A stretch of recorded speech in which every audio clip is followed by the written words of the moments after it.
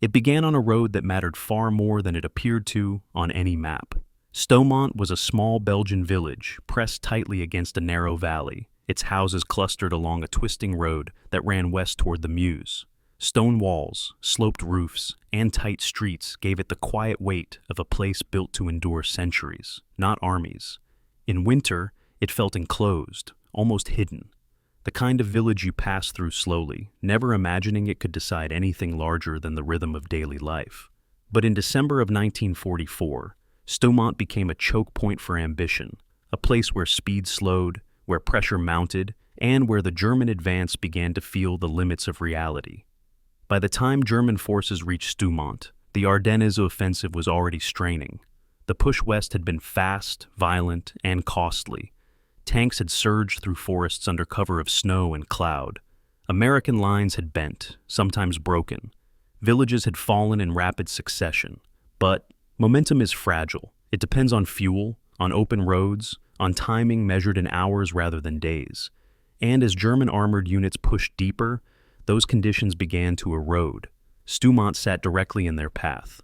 The road through the village was one of the few viable routes west for heavy armor. To bypass it meant detours through narrow, icy roads that barely supported trucks, let alone tanks. To take it meant fighting through built-up ground under fire, where speed vanished and every building became an obstacle. German units pressed forward anyway. Tanks rolled towards Stoumont with engines already pushed too hard. Fuel was precious.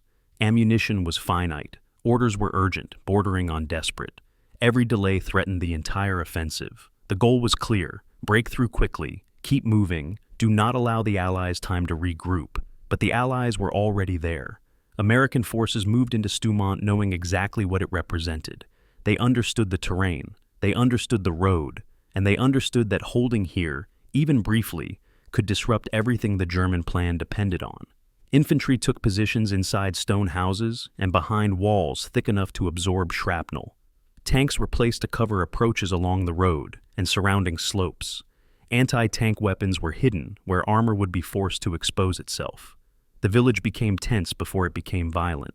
Snow fell lightly as both sides prepared, settling into corners and rooftops, muffling sound. Smoke from earlier fighting hung low in the valley. The air felt compressed, heavy with expectation. Then the fighting began. Sudden, close, and unforgiving. German tanks pushed into the village streets, their engines echoing between stone buildings. Shells slammed into houses, collapsing walls, and sending debris into narrow lanes already filled with smoke. Infantry followed close behind, moving from doorway to doorway, fighting room by room. Machine guns rattled from upper floors. Grenades exploded in stairwells. The battle compressed itself into a tight space where visibility shrank and danger came from every direction. Stoumont was not taken cleanly. Parts of the village changed hands repeatedly. One street would fall, only to be contested again hours later. Tanks were knocked out at close range, burning fiercely enough to light the winter sky. Wounded men were dragged into cellars as ceilings cracked overhead. Orders were shouted, lost, repeated. The noise never fully stopped. Even at night, engines idled, weapons fired sporadically, and fires crackled through the dark. The Germans pressed hard, sensing that victory here could reopen the road west. But every advance cost fuel, time, and men they could not afford to lose. Every building cleared slowed the column behind it. Every burning vehicle narrowed the road further, creating bottlenecks that turned movement into paralysis. Then the pressure shifted. American reinforcements arrived. Artillery was brought forward, its fire crashing down on German positions crowded into the valley. Allied aircraft, once grounded by weather, began to appear whenever clouds thinned, striking roads and vehicles with brutal precision. What had been an advance became a struggle to hold ground already taken. German units found themselves stretched thin, fuel dwindled further, ammunition ran low, escape routes narrowed. The same road that had drawn them into Stoumont now threatened to trap them there. Counterattacks followed, deliberate, coordinated, relentless. American forces pushed back into the village, fighting through the same shattered streets and ruined houses, reclaiming ground inch by inch.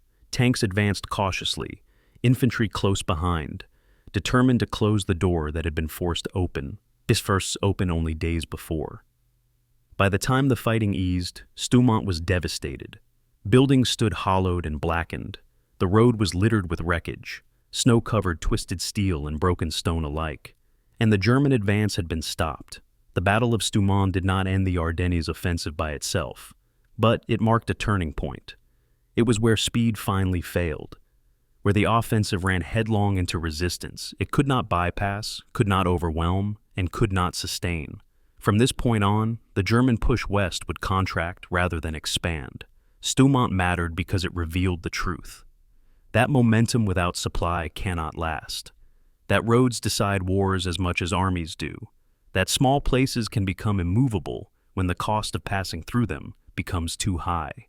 Tonight, we return to that narrow road, to the stone houses pressed tight against winter, to the tanks forced into streets where they could not maneuver, to the moment when the westward drive slowed, stalled, and began to reverse, to Stoumont, where the Ardennes Offensive felt its limits. Before we continue deeper into this story, I want to ask you something, quiet and personal. Where in the world are you listening from right now, and what hour has settled around you? Is it late and still, or does the night feel restless? And one final, gentle invitation for tonight.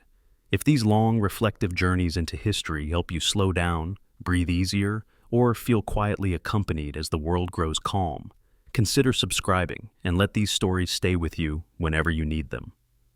December 17th, 1944, 4:30 in the afternoon. Captain John Mitchell banks his Piper Cub reconnaissance aircraft over the snow-covered forests of eastern Belgium, squinting through the late-day glare. Below him, something moves, not the scattered remnants of a defeated army, not a supply convoy creeping along back roads, a river of steel, hundreds of vehicles stretching for miles, dark and purposeful against the white landscape, moving fast through territory that should be safe American rear area. He keys his radio, voice tight with urgency. "This is Baker 1-5. I have eyes on a massive enemy column. Repeat, massive enemy column moving north near Stavelot." The response comes back crackling with static, tinged with skepticism. Mitchell circles again, counting tanks, half-tracks, trucks. His hands are shaking now, not from cold, but from the terrible arithmetic unfolding below him. By the time anyone believes him, this column will be 20 miles closer to the Meuse River, 20 miles closer to splitting the Allied armies in half. The warning reaches First Army headquarters at Spa at 1700 hours. Staff officers crowd around the situation map, plotting Mitchell's sighting with colored pins. The operations officer stares at the board, trying to reconcile what he's seeing with what he knows. This sector was quiet yesterday. The Ardennes forest was supposed to be a rest area, a place to blood-green divisions and rest exhausted ones. The German army was finished, everyone said so.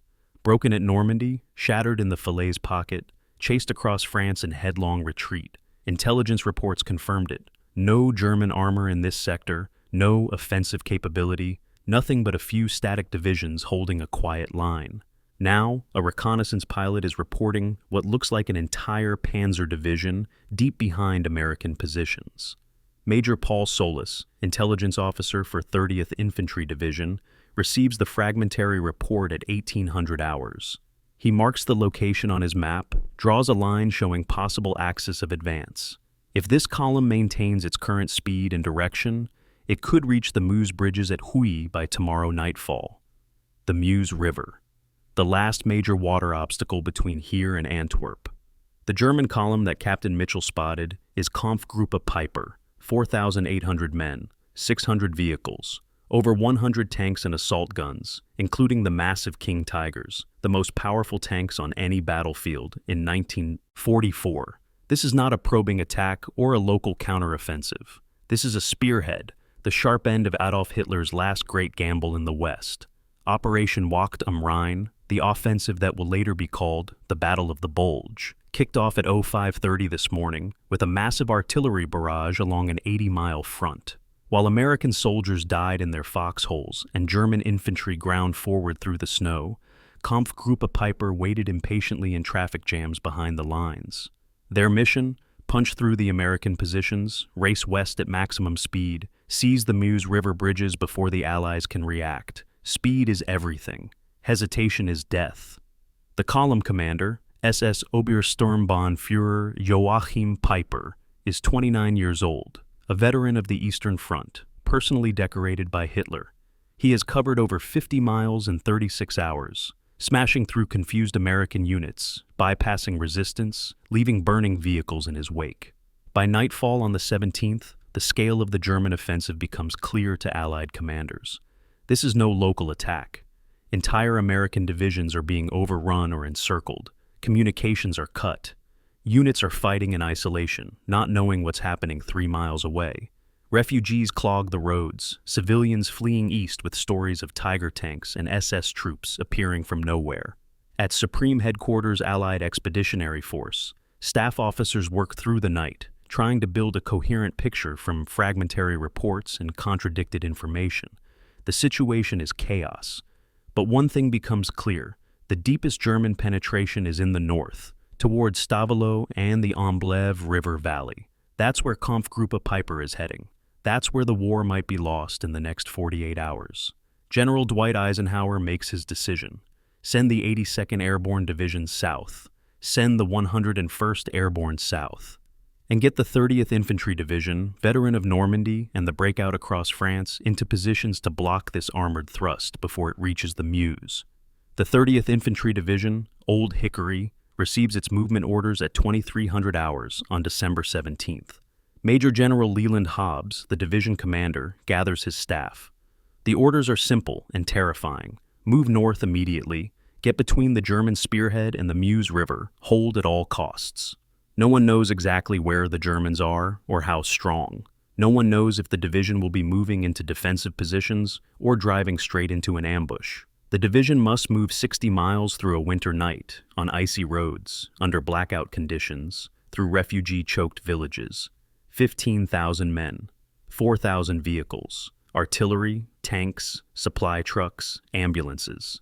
A military movement of staggering complexity, planned in minutes, executed in darkness. By 0300 hours, on December 18th, convoys are rolling north. Soldiers huddle in the backs of trucks, weapons between their knees, watching the sky for German aircraft. They pass American units moving south, stragglers and survivors, men with the hollow-eyed look of defeat. The Old Hickory troops don't know what they're driving toward, but they know it's bad. Lieutenant Colonel Ernest Franklin commands 1st Battalion, 119th Infantry Regiment. His battalion loads onto trucks at 0300 on the 18th, destination unknown.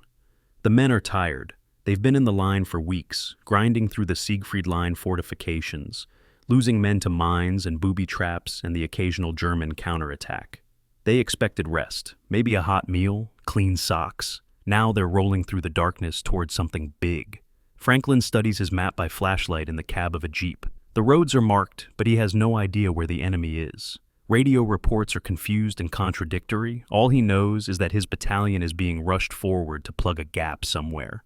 The trucks grind through Malmedy at 0600 hours. The town seems normal. Shops are closed. A few civilians watch the convoy pass. No signs of combat. No burning buildings. Then, 5 miles past Malmedy, the column slows. Word passes back. Bridge ahead is blocked. American engineers are setting demolitions. Germans approaching. The war has found 1st Battalion before they even reach their assigned positions. Colonel Peter Ward, commanding 117th Infantry Regiment, establishes his command post at Stavelot just before dawn on December 18th. The town sits at a critical crossroads, a bridge over the Amblève River, high ground overlooking the valley. Ward has parts of 2 battalions, arriving piecemeal as trucks roll in from the south. He has no clear intelligence on enemy strength or location. Radio traffic is a confusion of voices, overlapping, panicked, professional soldiers trying to maintain discipline while their world collapses. Ward positions his headquarters in a stone building near the town square, sets up a radio net, starts deploying companies into defensive positions. His operations officer spreads a map on a table. They have to hold this town. The bridge must not fall intact. But Ward doesn't have enough men to defend everywhere. He makes his choices, positions his limited forces, sends patrols forward. Then, at 0515, someone reports hearing tank engines, east of town, coming this way. Ward steps outside, listens. He can hear it now, the deep rumble of heavy armor getting closer. Company C 291st Engineer Combat Battalion holds the bridge at Stavelot when the sun rises on December 18th. About 30 men, most of them asleep in cellars and basements an hour ago, now crouched behind a hasty roadblock of logs and disabled vehicles. They have one 57mm anti-tank gun, a few bazookas, rifles, and demolition charges planted under the bridge. The bridge is supposed to blow if Germans approach. That's the standing order. Deny all bridges to the enemy. But First Army engineers have destroyed too many bridges too quickly, slowing their own withdrawal, trapping American units on the wrong side of rivers. Now the orders are confused. Prepare bridges for demolition, but don't blow them without authorization. Who gives authorization? Where is that person? The engineers don't know. They dig in, set their gun to cover the bridge approach, and wait. At 05:30, in the pre-dawn darkness, the rumble of engines becomes a roar. Headlights appear around the curve. Panthers. The lead tank is less than 200 meters away when someone fires the first shot. The delay at Stavelot costs Kampfgruppe Piper 2.5 hours. 2.5 hours of stop-and-start combat, Panthers advancing under fire, engineers returning fire until their ammunition runs low. The anti-tank gun getting off 3 shots before a tank round silences it. The bridge doesn't blow. The detonation circuit fails, or someone cuts the wire, or the officer with authority never arrives. By 0800, German tanks are crossing, grinding over the stone arch while American survivors pull back through the burning town. Piper's column is moving again, but those lost hours will prove critical. In warfare, time is a currency more valuable than ammunition or fuel. Every minute of delay is a minute the enemy uses to prepare, to position forces, to establish defenses. The Americans are buying time with blood, small groups of soldiers trading their lives for hours. It's a terrible transaction, but it's working. At Stavelot, at Trois Ponts, at a dozen unnamed crossroads, American units that shouldn't have been able to stop elite SS troops are stopping them. Not permanently, but long enough. The ghost column is becoming visible, its advance marked by burning vehicles and desperate radio messages. And now the 30th Infantry Division knows where it's going. The news reaches Major General Hobbs at 0900 on the 18th.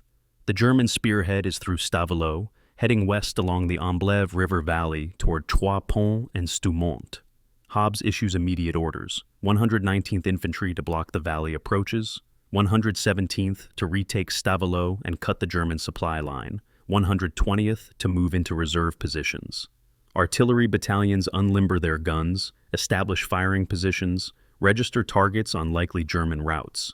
The 30th Division is assembling a killing ground, but first, they have to get there before Piper does.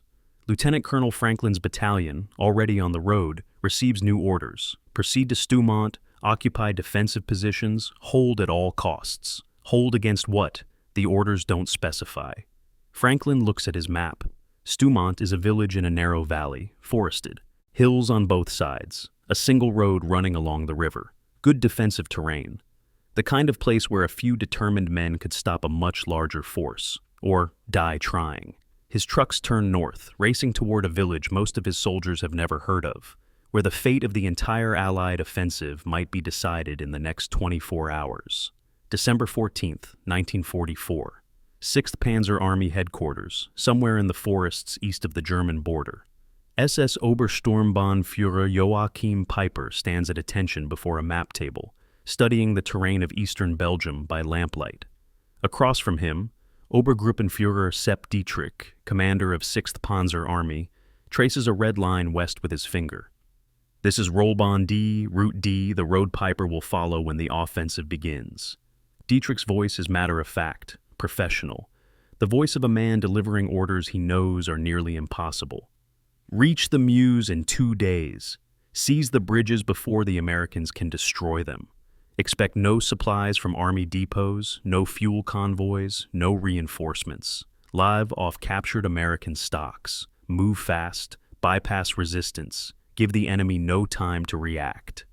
Piper listens, asks questions. He is 29 years old, but his eyes are older, marked by 3 years on the Eastern Front. He asks about fuel allocations. Dietrich's answer is blunt: inadequate. Piper will start with full tanks, but must capture American fuel to continue. It's a plan built on hope and desperation.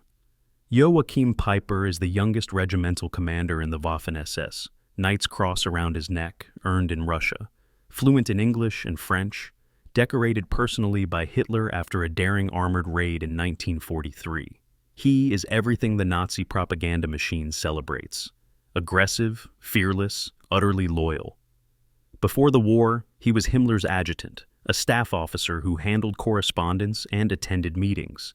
Then he demanded frontline service, and they gave him a panzer company. He proved himself in the crucible of the Eastern Front, leading from the front, always attacking, never hesitating. His men respect him, some fear him, he drives them hard, expects instant obedience, tolerates no excuses. But he doesn't ask them to do anything he won't do himself. When his command Panther crosses a bridge, it crosses first. When his battalion attacks, he's in the lead vehicle. This aggressive leadership wins battles and earns promotions. It also creates a commander who measures success by kilometers gained, not casualties inflicted or prisoners taken. Speed is everything, results are everything. Everything else is weakness. The plan for Wacht am Rhein is Hitler's personal obsession. While his generals argue for defensive operations, shortening the line, husbanding resources for the inevitable Soviet offensive, Hitler demands attack. He believes that splitting the Allied armies, recapturing Antwerp, destroying 30 or 40 divisions will force the Western Allies to negotiate. It's strategic fantasy, but fantasy with teeth. Germany scrapes together its last reserves of men and materiel for this offensive. 28 divisions, over 400 tanks. The Luftwaffe promises air support. Panzer divisions that exist only on paper suddenly have fuel and ammunition. For this one operation, Hitler gives his commanders resources they've been begging for since Normandy. But the mathematics are impossible. The fuel allocation is insufficient. The weather forecast is unreliable. The roads through the Ardennes are narrow and winding, unsuitable for mechanized columns. Intelligence reports insist American defenses are thin, but not non-existent. Every staff officer knows this plan is a gamble. They execute it anyway because the Führer demands it, and questioning the Führer is fatal. Peiper's battle group is a combined arms force of devastating power. 1st S Panzer Regiment as the core, 72 Panthers, 30 Mark IV tanks, a company of King Tigers, the heaviest tanks in the world, nearly 70 tons of armor and firepower, mechanized infantry, Panzer Grenadiers riding in half-tracks, trained to dismount and fight alongside the tanks, self-propelled anti-aircraft guns, combat engineers, signal troops, artillery, a self-contained striking force capable of independent operations deep behind enemy lines. On paper, it's unbeatable. In reality, it's a fuel-guzzling monster that consumes 50,000 gallons of gasoline per day. The Panthers get less than a mile per gallon cross-country. The King Tigers are worse. Peiper's column stretched along 20 miles of road represents more firepower than entire Allied divisions, but it will run dry in 3 days without resupply. The plan depends on capturing American fuel depots intact. Everything depends on speed. If Peiper slows down, if he stops to fight, if he gets bogged down in defensive battles, the offensive fails. H hour is 0530 on December 16th. Peiper's column waits in assembly areas behind the Siegfried Line, engines idling, radio silence maintained. The artillery barrage begins precisely on schedule, thousands of guns firing simultaneously, tearing the American positions to shreds, smoke and high explosive, rocket launchers adding their scream to the chaos. For 90 minutes, the bombardment continues. Then infantry advances, pushing through the American lines, creating gaps for the armor to exploit.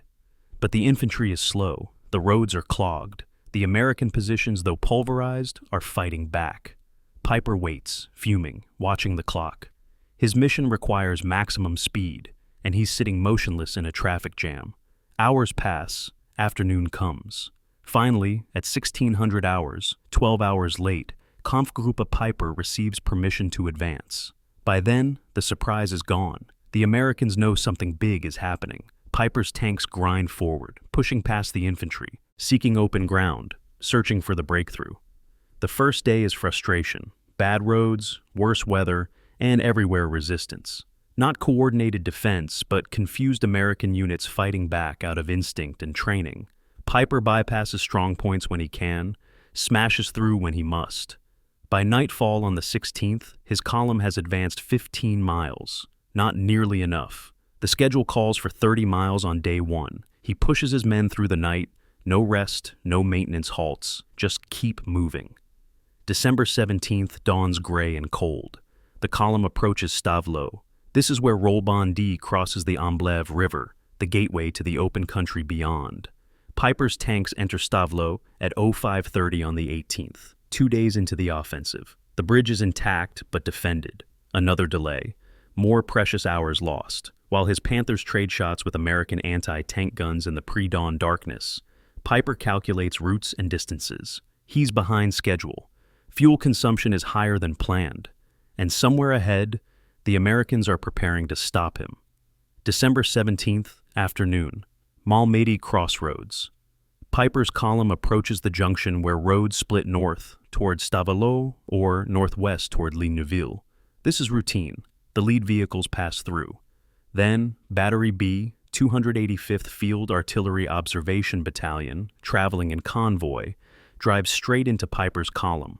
The Americans are unarmed, artillery observers and soft-skinned vehicles, not combat infantry. They surrender immediately. Over 100 prisoners, hands raised, lined up in a snow-covered field beside the crossroads. Piper's column can't stop to process prisoners. The SS guards motion the Americans into the field, tell them to wait. Then someone opens fire. Accounts vary on who fired first, whether it was ordered or spontaneous, but the result is massacre. Machine guns sweep the field. Americans fall, some dead, some wounded, some playing dead. The firing continues for minutes, deliberate and systematic. Then the column moves on, leaving bodies in the snow. Some Americans survive, hiding under corpses until nightfall, then crawling away to carry news of the atrocity. The Malmedy massacre will become one of the most notorious war crimes in the European theater. The massacre changes something in the American response. Before Malmedy, this was just another German counteroffensive, dangerous but manageable. After word spreads, it becomes personal. American soldiers hear what happened to their comrades and decide that this enemy doesn't deserve quarter. Units that might have withdrawn in the face of overwhelming force now fight to the last round. Commands that might have ordered retreat instead issue standard die orders. The massacre stiffens American resistance in ways Piper couldn't have predicted. It also seals his fate. Every American intelligence officer is now tracking Kampfgruppe Piper specifically. Every artillery observer is looking for his tanks. Every fighter pilot, when the weather clears, will prioritize his column. Piper doesn't know it yet, but he's marked. The aggressive commander who measures success by speed has ensured that his spearhead will face the most determined opposition. The atrocity will shadow him for the rest of his life. In 1946, he'll stand trial for war crimes. In 1976, French revenge seekers will firebomb his home in Travis, burning him alive. But that's decades away. On December 17, 1944, Piper just keeps driving west. By December 18th, Piper is deep in American rear areas, but his advance is slowing. Fuel gauges drop. Ammunition expenditure exceeds resupply. The column encounters unexpected resistance at every turn. American engineers blow bridges just before his tanks arrive. Small units ambush his scouts, delay his advance, melt away before he can bring overwhelming force to bear. At Stavelot, he captures the town but misses the massive fuel depot just outside it. 124,000 gallons of gasoline, evacuated the day before. At Trois Ponts, American engineers blow the bridge while his lead tank is in sight. Every missed opportunity compounds. Every delay allows the Americans to organize. Piper's staff officers spread maps across the hood of a half-track, plot courses, measure distances. The Meuse bridges are still 30 miles away. They have fuel for maybe 50 kilometers of travel. The arithmetic doesn't work anymore. The mission is becoming a survival problem. But Piper won't admit failure. He redirects north, towards Stoumont and the Valley Road that might offer another route west. Speed, aggression, results. The same qualities that made him successful are now trapping him. He can't see it yet, but his command is driving deeper into a pocket with no exit. Piper's personality dominates everything about Kampfgruppe Piper. His subordinates know better than to question his decisions. When he orders an attack, they attack. When he says bypass resistance, they bypass. This creates a command structure that moves with remarkable speed and coordination, but it also means no one challenges assumptions. No one points out that the fuel situation is critical, that the mission is impossible, that retreat might be wiser than advance. On the Eastern Front, this aggressive style won victories against Soviet forces that often broke under determined attack. But the Americans aren't breaking. They're bending, pulling back. But everywhere Piper goes, he finds more resistance. The valley ahead narrows, the hills close in. Ahead lies Stoumont, a village he's never heard of, held by troops who know they can't retreat. Piper checks his watch, calculates time and distance, issues orders. The column will attack at first light tomorrow. Break through Stoumont, continue west, reach the Meuse. The alternative is unthinkable. Stopping means dying. So they'll keep moving, keep fighting, until either they reach the Meuse or the Americans stop them. One way or another, this ends at Stoumont, December 17th, 1944. 2,300 hours. Major General Leland Hobbs stands in the operations room of 30th Infantry Division headquarters, studying a map dotted with red enemy symbols. The symbols keep multiplying. Hobbs is 50 years old, a career officer who commanded the division through Normandy and the breakout across France. He knows his units, trusts his officers, understands combined arms warfare. What he doesn't understand is how German armor appeared 30 miles behind the front lines without warning. The first reports seemed like errors, reconnaissance pilots spotting things that couldn't exist. Now it's clear, this is real, massive, and aimed straight at the Meuse River bridges. The division operations officer, Lieutenant Colonel William Summers, points to the map. The German spearhead is moving through Stavelot. If it continues northwest, it will strike toward Huy and the Meuse crossings. The only American force positioned to intervene is 30th Division. Hobbs makes his decision immediately. Get the division on the road, move north, block the German advance. No time for detailed planning or coordinated movements. Just move. The orders flow out across radio nets and field telephone lines. 117th Infantry Regiment to Stavelot, occupy and hold. 119th Infantry Regiment to the Stoumont area, block the Valley Road. 120th Infantry in reserve, prepared to reinforce either sector.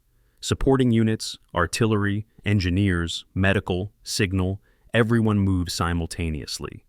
This is organized chaos, military necessity overriding doctrine. Proper procedure would be detailed movement orders, route assignments, traffic control, scheduled departure times. There's no time for proper procedure. Companies load onto trucks as orders arrive. Battalion commanders brief their officers with maps spread on vehicle hoods. Supply officers issue ammunition from depot stocks, not waiting for proper paperwork. By midnight, convoys are forming, engines warming in the cold, soldiers climbing aboard trucks with weapons and minimal gear. They're moving into combat without preparation, without reconnaissance, without clear understanding of what they'll face. Every officer knows this violates every principle of sound military planning. Every officer also knows there's no choice. Lieutenant Colonel Ernest Franklin receives his orders at 0300 on the 18th. 1st Battalion, 119th Infantry, will motor north to the Stoumont-le-Gleize area. His mission, delivered by a tired operations officer over a crackling field phone, is simple and terrifying. Block enemy advance along the Amblève Valley. Do not allow enemy forces to proceed west. Block them with what? Franklin commands about 800 men, equipped with rifles, machine guns, a few mortars, some bazookas, no tanks, no tank destroyers. Against reports of heavy German armor, this seems suicidal, but orders are orders. Franklin gathers his company commanders. They brief by flashlight in a barn, passing around a single map, marking positions, establishing radio call signs. Company A will lead the march, Company B follows, Company C in reserve. Headquarters Company and Heavy Weapons Company distributed throughout the column. Load up, move out. Destination, a village none of them can pronounce correctly. The road march is nightmare logistics. 60 miles through winter darkness on icy roads. The main highway north is clogged with refugees, civilians fleeing the fighting with whatever they can carry. Old men push carts, women carry children. Families drag sleds loaded with possessions. The military convoy must push through this human flood, trucks honking, MPs shouting, trying to clear the road without running people down. Franklin watches from his jeep, seeing terror on civilian faces. These people have seen German tanks. They're not fleeing rumor or panic. They're running from something real. The convoy moves in fits and starts, speeding up when roads clear, crawling through bottlenecks at villages. Radio reports come in sporadically. The German spearhead is at Stavelot. No, past Stavelot. No, held at Stavelot Bridge. Information is contradictory, confusing, outdated by the time it reaches battalion commanders. Franklin relies on his map and his judgment. They'll proceed to Stoumont, establish defensive positions, deal with whatever comes. December 18th, 0630. 1st Battalion's convoy passes through Malmedy. The town seems intact, quiet, almost peaceful in the gray dawn. Civilians watch the convoy roll through, some waving, others just staring. A Belgian policeman gives the lead vehicle directions. Stavelot is ahead, maybe 8 miles. Germans attacked there this morning, might have taken the town. Franklin processes this information. His battalion is driving toward a town that might be German-occupied. No friendly forces ahead, no idea what they'll encounter.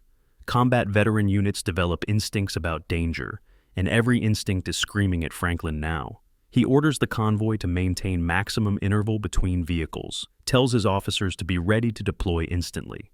The trucks continue north, engines laboring on uphill grades, brakes squealing on descents.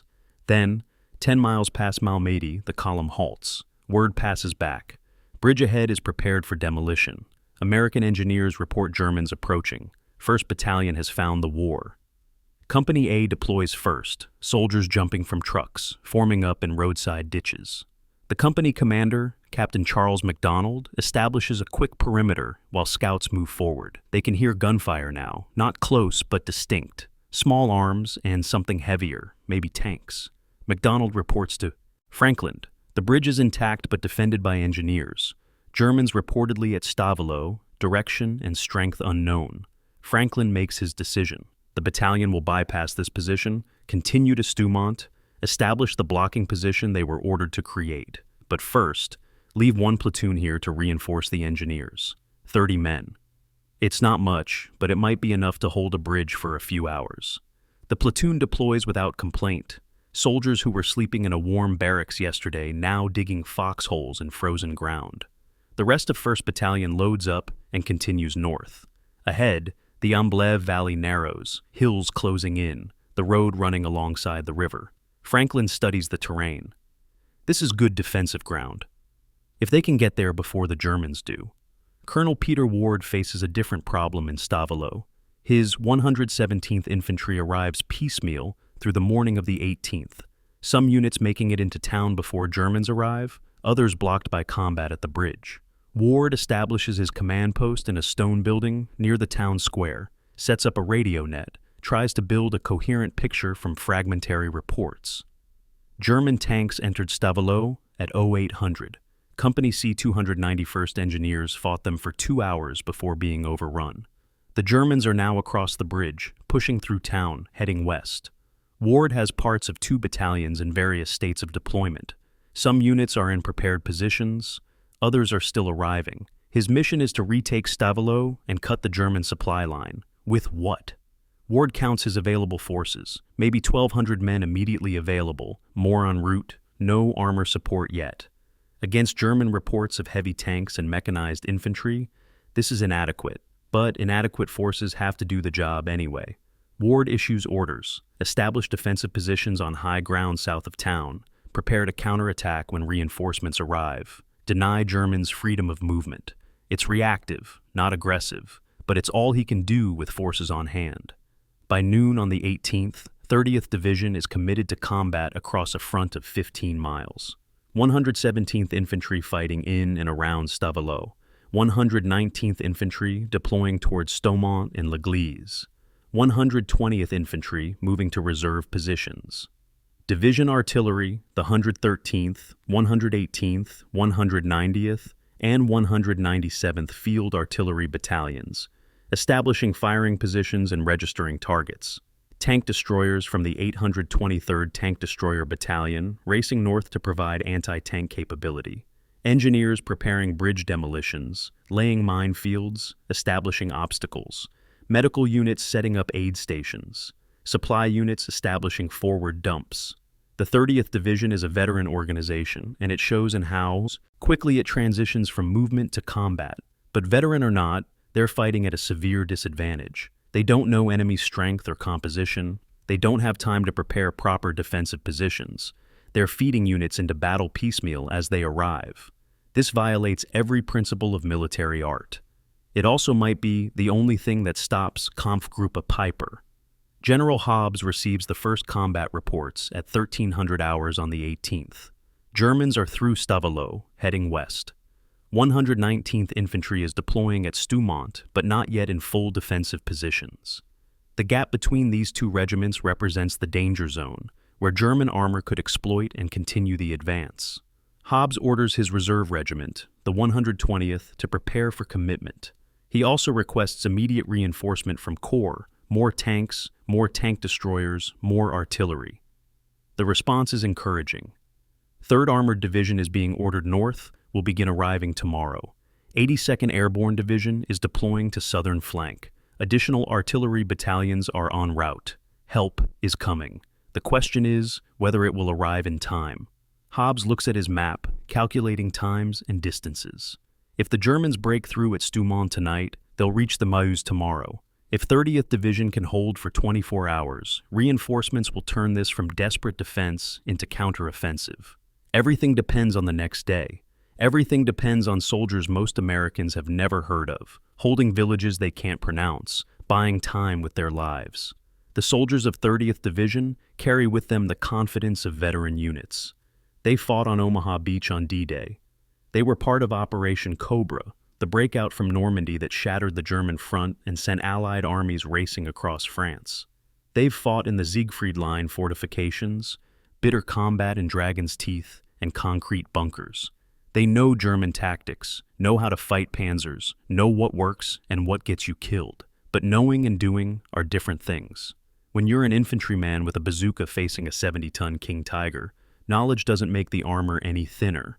When you're digging a foxhole in frozen ground and you hear tank engines approaching, experience doesn't warm your hands or steady your breathing. What matters is training and discipline and the soldiers beside you. What matters is believing that someone in authority has a plan, that your sacrifice serves a purpose, that holding this meaningless village matters to something larger. The soldiers of Old Hickory believe these things because they've seen them proven before. They held at Mortain when German armor tried to cut off the American breakout. They'll hold at Stoumont, or die trying. December 18th, 1944. 0530. Darkness absolute. A stone bridge over the Amblève. River at Stavelot sits waiting in the pre-dawn cold, a 60-foot span of arched construction that's carried traffic for 200 years. This morning, it will determine whether Germany's last offensive in the West continues or dies. American engineers of Company C, 291st. Engineer Combat Battalion prepared the bridge for demolition yesterday. Charges planted under the roadway. Detonation wire running back to a plunger. The plan is simple. When Germans approach, blow the bridge. But orders changed overnight. Too many bridges destroyed too quickly yesterday, trapping American units, slowing retreats. Now the orders are, prepare bridges for demolition, but don't blow them without explicit authorization. Wait for orders. The engineers wait. 30 men behind a roadblock of logs and sandbags. 157mm anti-tank guns sighted to cover the bridge approach. A few bazookas. Small arms. And in the darkness beyond town, the sound of engines. Many engines, getting closer. Lieutenant Alvin Edelstein commands the engineering platoon at the bridge. He's 23 years old, a graduate of City College, New York, drafted 1943, trained at Fort Belvoir, Virginia, in the fundamentals of military engineering, bridge building, demolitions, minefield construction. He never expected to be an infantry soldier, but that's what he's become in the last 6 hours. His men are combat engineers, trained to build things, now expected to defend things. They're positioned in buildings overlooking the bridge, in cellars and upper floors, with clear fields of fire across the approach road. The 57mm gun is the only thing that might stop a tank, and Edelstein knows its limitations. The gun can penetrate light armor at close range, maybe kill a Panzer IV if the crew gets lucky. Against a Panther or Tiger, might as well throw rocks, but it's what they have. Edelstein checks his watch. 0540. The engine sounds are closer now. He can feel vibration through the ground. Heavy vehicles, many of them. He orders his men to hold fire until he gives the word. Wait until you can see targets. Make every shot count. The lead vehicles of Kampfgruppe Piper emerge from darkness at 0545. Panthers. 3 of them, in column, turrets buttoned up against expected small arms fire. They move slowly, commanders uncertain of what lies ahead. Crews ready for ambush. The tank commanders can see the town now. Dark buildings against dark sky. No lights, no movement. It looks abandoned. Could be a trap. Could be empty. The lead Panther crosses into Stavelot, tracks squealing on cobblestones. Engine roaring in the confined space between buildings. The crew scans for targets. Nothing. The second and third Panthers follow. Behind them, more tanks, half-tracks, trucks. The entire column backing up on the road east of town, waiting for the lead element to secure the crossing. The lead Panther approaches the bridge.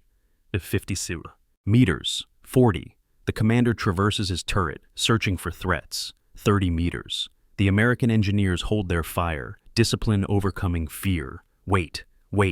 20 meters. The 57mm gun crew can see the Panther's hull now, dark shape against the lighter sky. They aim at the lower Gleize plate, the tank's most vulnerable frontal point. 10 meters. Edelstein screams, "Fire!" The 57mm gun fires at point-blank range. The report is deafening in the narrow street. The armor-piercing round streaks across the darkness, hits the Panther's Gleize plate, and penetrates. Fire erupts inside the tank. The crew bails out. 2 men. 3. The driver trapped, burning alive, his screams audible over the engine noise. The second Panther immediately reverses, crashes into the third tank, confusion spreading through the column. German infantry dismount from half-tracks, take cover behind buildings, return fire. Machine gun tracers ricochet off stone walls. The American engineers fire everything. Rifles, machine guns, bazookas. A second Panther takes a bazooka round on its side armor, penetrates, brews up. Now there are 2 burning tanks blocking the bridge approach. Black smoke billowing into the dawn sky. The German column stops. This is not supposed to happen. This is a quiet rear area crossing, engineers and stragglers, nothing that should stop a panzer regiment. The column commander, frustrated, calls forward more tanks. This bridge will be taken, but it will take time. For 2.5 hours, the battle rages in Stavelot. German infantry try to flank the bridge, moving through buildings, encountering American engineers in room-to-room combat. Panthers pour high explosive rounds into American positions, pulverizing stone buildings, turning upper floors into rubble. The Americans fight back with everything available, but weight of metal tells. By 0700, the defense is collapsing. Engineers pull back from building to building, dragging wounded, carrying ammunition for the 57mm gun that's now out of action. Gun shield holed by tank rounds. Lieutenant Edelstein makes his decision. Withdraw. The bridge should be blown, but the detonation circuit isn't working. Someone cut the wire, or a shell severed it, or the connections failed. No time to investigate. Get the men out. The survivors, maybe 20 left of 30 who started, pull back through burning buildings. Behind them, German tanks finally cross the bridge, Panthers grinding over stone while SS troops mop up resistance. Stavelot falls at 08:15 on December 18th. But Kampfgruppe Piper is 2 hours behind schedule. The delay matters more than anyone realizes at the time. 2.5 hours is an eternity in mobile warfare. It's time for radio messages to reach higher headquarters. Time for American commanders to issue orders. Time for truck convoys to cover 20 miles. Time for infantry companies to dismount and establish hasty defensive positions. While Piper's column sits stalled at Stavelot, elements of 30th Infantry Division race towards Stoumont. The American units will arrive at their defensive positions, maybe 1 hour before the Germans attack. Without the Stavelot delay, the Germans would arrive first, seize the high ground, continue their advance unopposed.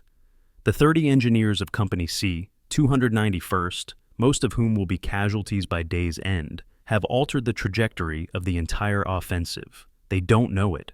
They're too busy retreating, treating wounded, trying to survive. But the calculation is simple. They traded 2.5 hours for 2 tanks destroyed and 28 casualties. In the arithmetic of war, that's a profitable exchange. One prize escapes Piper at Stavelot, fuel. Just outside town, hidden in a valley, sits a major American fuel depot. 124,000 gallons of gasoline in jerry cans and drums, enough to keep Kampfgruppe Piper mobile for 3 days. The depot was supposed to be evacuated yesterday, but confusion and bad roads delayed the operation. As Piper's tanks fight their way into Stavelot, American engineers and quartermaster troops frantically load fuel onto trucks, racing to remove everything before Germans arrive. Some fuel is destroyed, drums punctured and set alight, black smoke rising. Most is evacuated, trucks rolling west under guard of rear area troops with carbines and stern expressions. By the time Piper's scouts reach the depot location at 0900, it's empty except for burning wreckage and a few abandoned drums. The Germans salvage maybe 5,000 gallons, useful but nowhere near what they need. Piper's fuel situation goes from critical to desperate. He doesn't know where the next supply will come from. He only knows he must keep moving, must find American fuel stocks, must reach the Meuse before his tanks run dry. The bridge fight produces another consequence. American determination hardens. Word spreads through 30th Division about the engineers who held the bridge against overwhelming force. Soldiers who hear the story understand the lesson. Enemy armor can be stopped.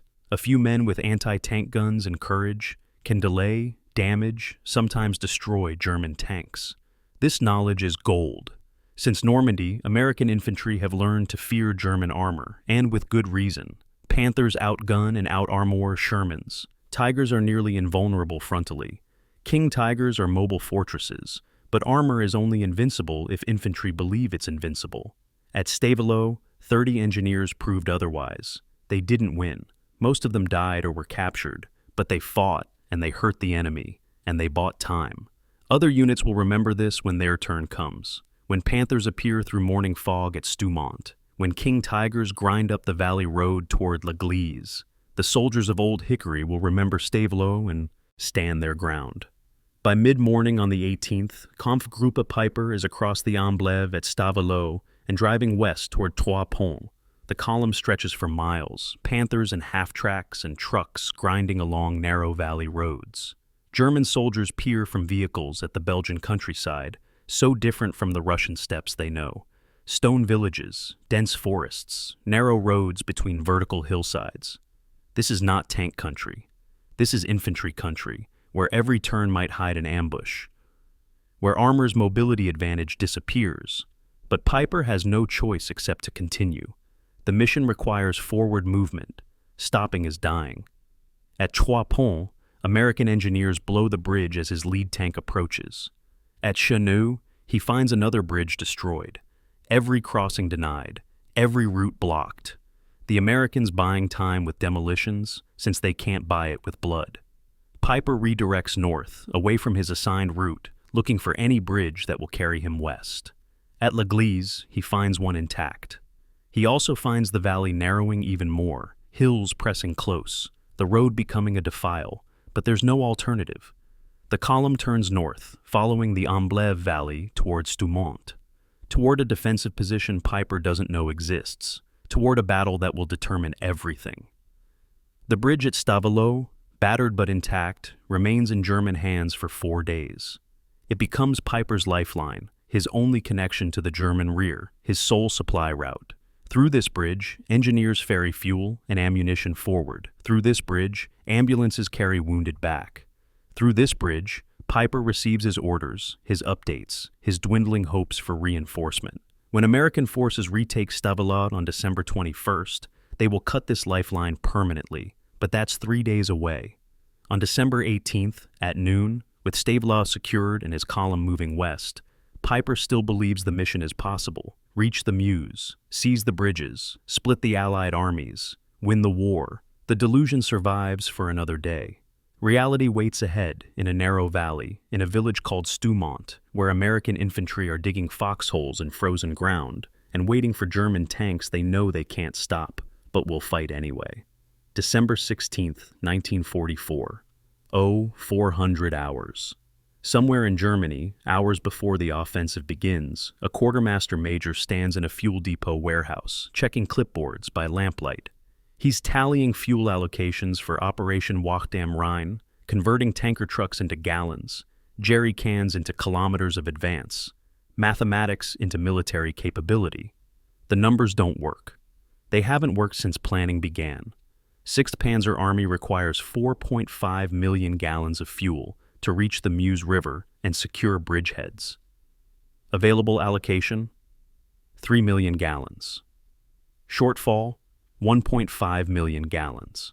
The quartermaster major highlights this discrepancy in his report, forwards it through channels, receives a response that changes nothing. Make do with available stocks. Commandeer additional fuel from captured American sources. It's not a logistics plan, it's a prayer. The major closes his clipboard, signs the allocation sheets, condemns thousands of men to death by arithmetic.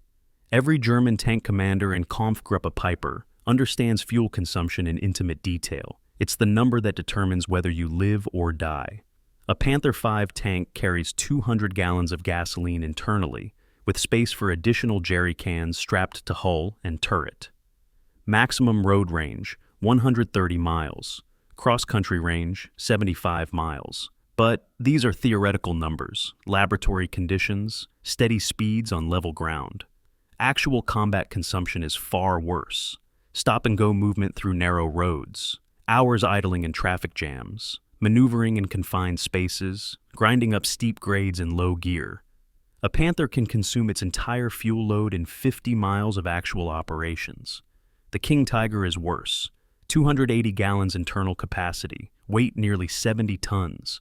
Cross-country fuel consumption measured in gallons per mile, not miles per gallon. Less than 1 mile per gallon under combat conditions. Simple arithmetic. A King Tiger with full fuel can drive 40 miles cross-country before running dry. Stavelot to the Meuse River is 30 miles as the crow flies. 60 miles on roads. Impossible. Piper receives his fuel briefing on December 14th, 2 days before the offensive. The briefing officer is blunt. You will start with full fuel loads. Divisional stocks are sufficient for approximately 150 kilometers of travel. After that, you must rely on captured American supplies. Piper asks the obvious question. What if American supplies aren't available? The briefing officer has no answer. The entire operational plan depends on capturing enemy fuel depots intact, a requirement that makes the mission contingent on enemy incompetence. Capture a major American fuel dump within 30 kilometers of starting positions. Capture another within 60 kilometers. Continue capturing at regular intervals. Miss any single depot and the offensive dies. Piper studies the maps, identifies likely American fuel storage locations based on road networks and supply patterns. Everything is speculation. Nothing is certain. He accepts the mission anyway because refusing is unthinkable. But he knows, sitting in that briefing room, that fuel will determine success or failure more than enemy action, more than terrain, more than casualties. The question isn't whether his troops will fight well. The question is whether his tanks will have fuel to reach the fight. December 16th, H+6 hours. Piper's column sits motionless in traffic jams behind the assault line. Engines idle, fuel gauges drop. The infantry's slow advance creates bottlenecks that armor can't bypass. Panthers burn fuel going nowhere, sitting stationary with engines running to keep systems warm, to maintain readiness for immediate movement. By mid-afternoon on the first day, some vehicles have consumed 10% of their fuel allocation without advancing a single kilometer. Piper fumes, radioing forward, demanding routes clear. Nothing helps. The roads are clogged. The infantry is slow. The schedule is disintegrating. When the column finally begins moving at 1600 hours, 12 hours late, Piper calculates remaining fuel against distance to objectives. The arithmetic has already turned bad. He issues orders: maximum fuel efficiency, no unnecessary idling, maintain steady speeds where possible. Commanders immediately understand. They're not just racing the Americans, They're racing their own fuel gauges. December 17th. The column captures its first American supply dump near Bullingen. Fuel, ammunition, rations. German soldiers swarm over the stockpile, loading jerry cans onto vehicles, refueling on the spot. Estimated capture, 15,000 gallons. Enough to extend the advance another 30 kilometers. But it's a fraction of what they need. Worse, transferring fuel takes time. Hours of precious time while soldiers hand-pump gasoline from American containers into German tanks. The column stops. The schedule slips further. And somewhere ahead, Americans are preparing defenses.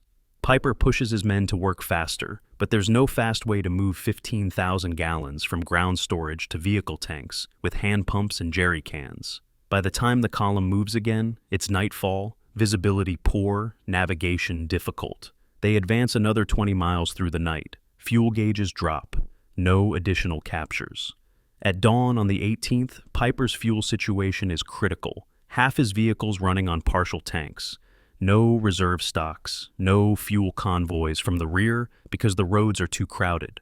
Everything depends on capturing American supplies at Stavelot. Stavelot holds the promise of salvation. 124,000 gallons at the depot outside town. Enough fuel to fill every tank in Kampfgruppe Piper twice over. Enough to reach the Meuse with reserve to spare. When Piper's column approaches Stavelot on the morning of December 18th, scouts report the fuel depot's location. Piper immediately orders a detachment to secure it. Priority 1. Before taking the bridge, before clearing the town, get that fuel. But the delay at Stavelot Bridge costs everything. While Panthers fight American engineers for 2.5 hours, American quartermaster troops evacuate the fuel depot. Trucks roll west carrying drums and jerry cans. Engineers puncture remaining containers, set fires, destroy what can't be moved. By the time German scouts reach the depot location, it's an empty field of burning wreckage. Piper stares at the smoke rising, calculating what he's lost. Not just fuel, time, options, hope. Without captured supplies, his column has maybe one more day of mobile operations. After that, they're stationary targets. The fuel crisis manifests in every decision Piper makes after Stavelot.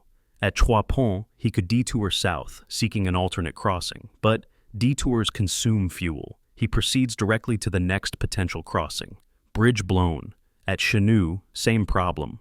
Bridge destroyed. Fuel gauges dropping. Navigation becomes fuel conservation exercise. Avoid unnecessary maneuvers. No reconnaissance in strength. No patrols to flanks. Every liter of fuel spent must advance the mission directly. Tank commanders develop acute fuel anxiety.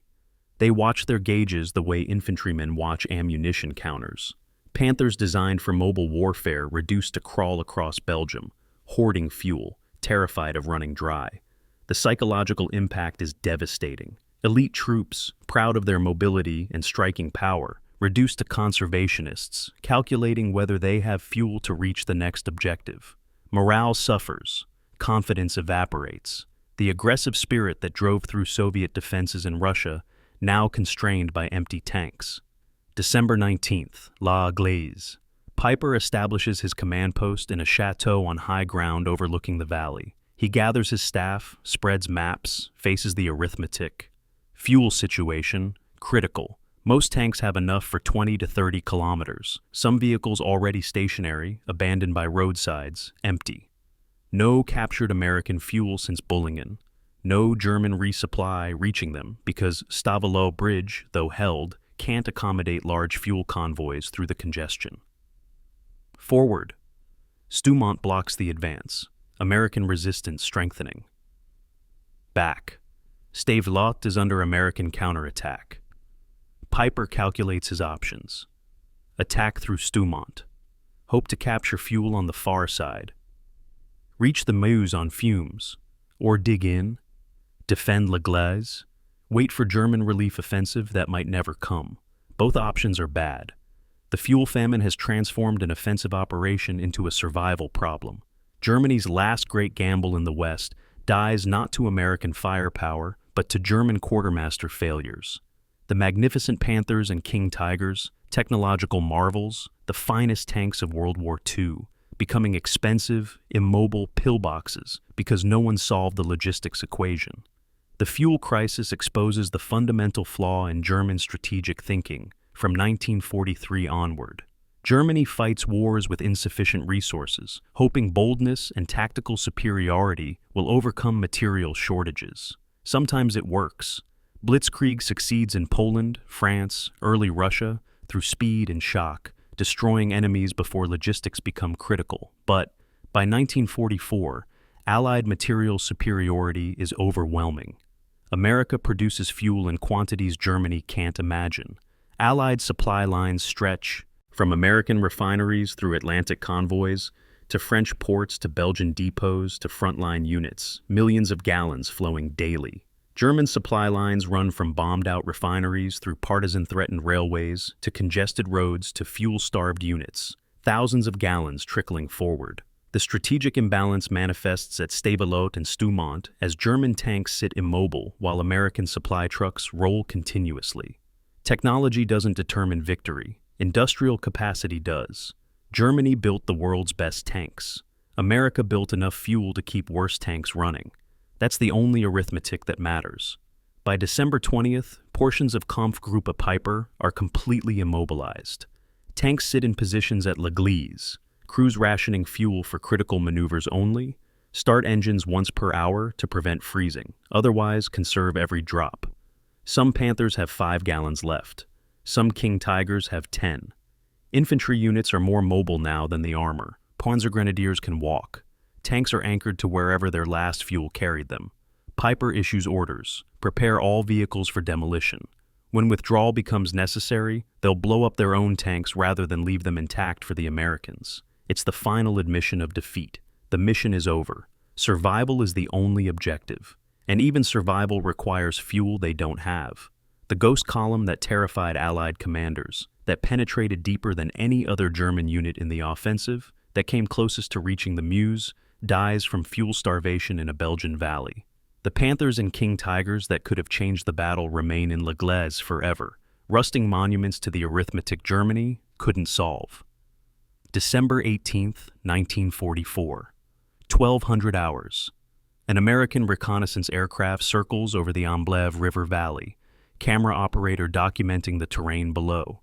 The photographs will reach intelligence officers by evening, showing in stark black and white what geography has created, a natural death trap. The Amblève Valley at Stoumont is barely 200 meters wide at the valley floor, forested hills rising 300 feet on both sides. A single road runs along the river, snaking through hairpin turns, squeezed between water and hillside. There's no room for armored maneuvers, no space for flanking movements, no way to deploy tanks off-road in the dense forest. Everything must travel on the road. Single file, exposed. The camera captures it all. The narrow defil, the commanding heights, the kill zones where any defender could observe every meter of roadway. Lieutenant Colonel Ernest Franklin, studying these photographs in his command post at Stoumont, understands immediately. This terrain negates German armor superiority. Here, geography becomes weapon. The Amblève River carved this valley over millennia, cutting through limestone and shale, creating steep-sided walls that channel water and, in December 1944, channel armor. The river itself is no obstacle to tanks, shallow and slow-moving, easily forded or bridged. But the valley it created is everything. Hills rise at angles too steep for vehicle traffic, covered in dense mixed forest, pine, and hardwood, with undergrowth that stops armored movement completely. The road clings to the valley floor, sometimes on the south bank, sometimes crossing to the north, following the path of least resistance through the landscape. Engineers who built this road in the 19th century never imagined tanks. They built for horses and wagons, creating a route that winds and curves, that climbs and descends, that offers no visibility ahead. Perfect for civilian traffic, perfect for military ambush, terrible for attackers trying to maintain momentum.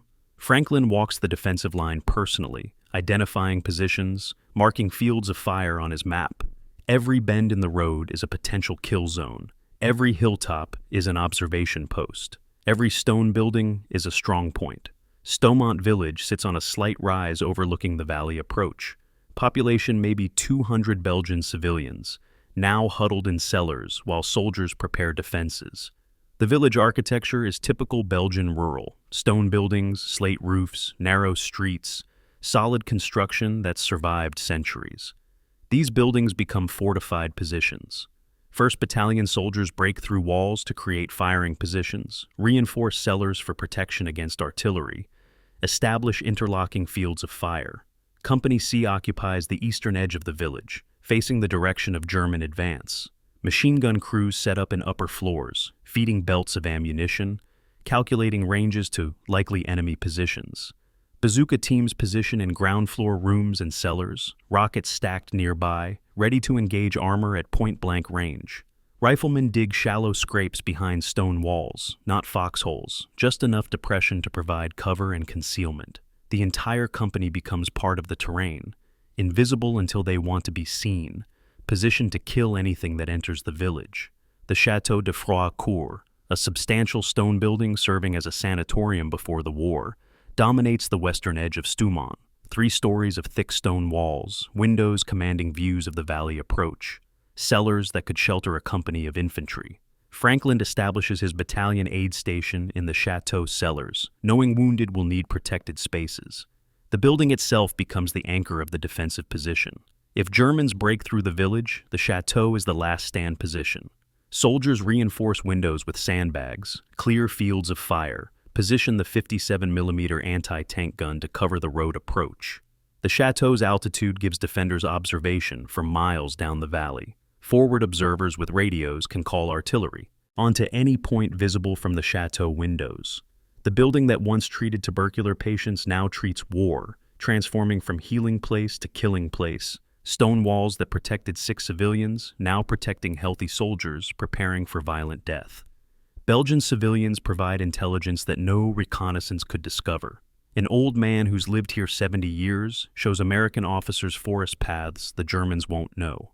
A woman who worked as a maid in German-occupied France translates captured documents, revealing unit identifications and supply situations.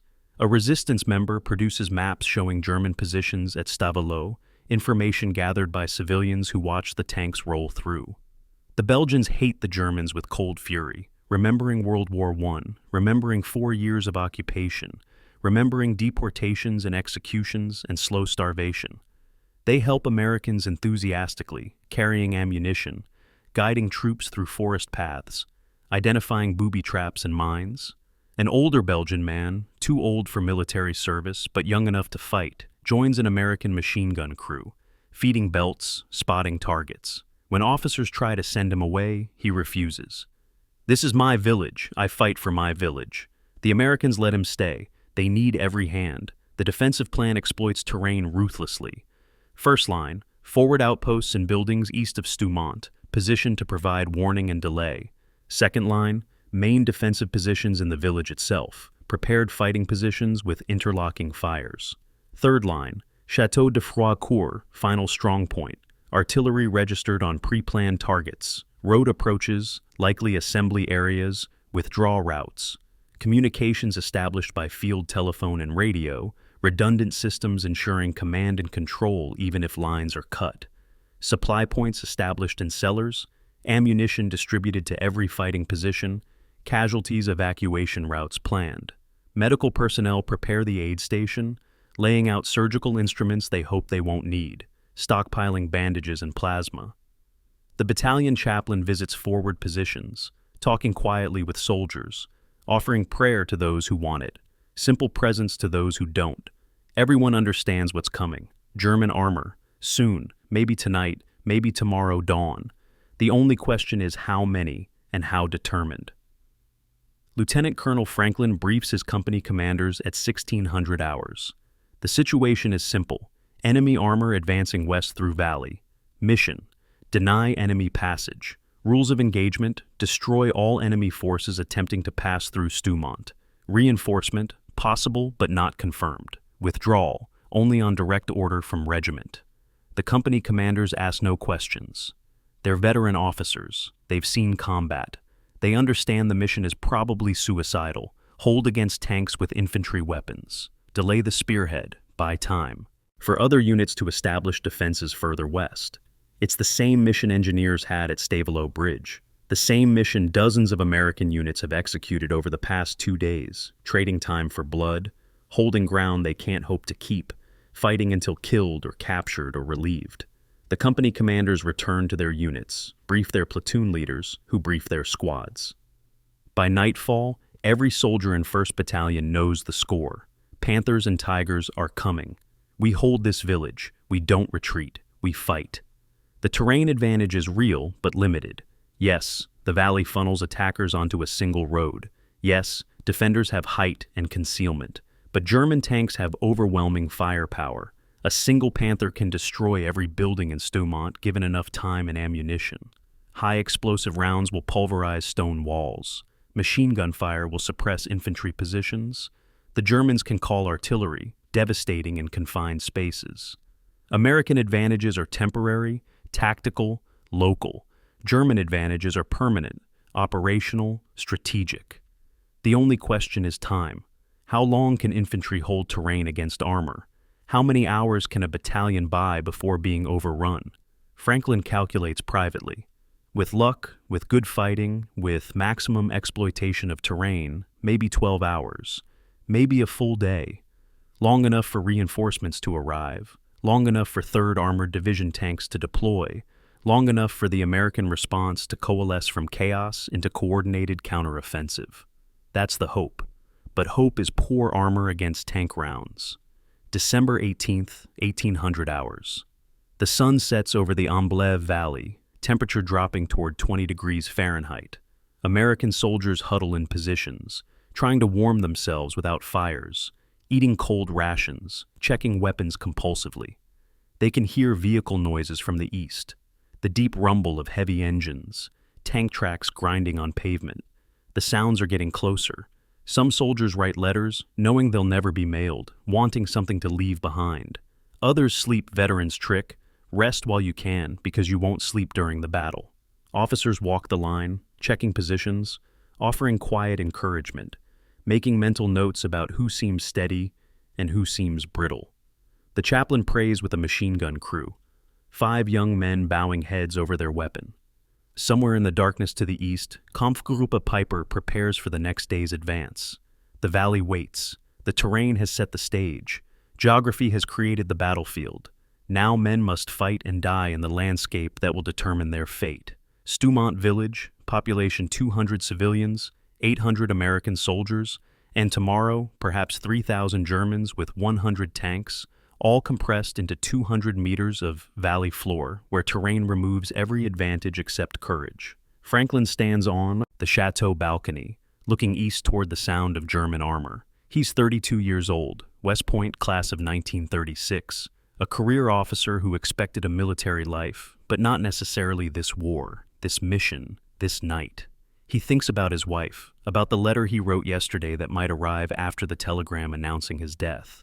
He thinks about the men under his command, most of them younger than him, most of them drafted, none of them expecting to fight tanks with rifles. He thinks about mission and duty and the arithmetic that says his battalion probably can't win but must fight anyway. Then he stops thinking, because thinking is useless now. The battle will come whether he's ready or not. The terrain is what it is. The forces are what they are.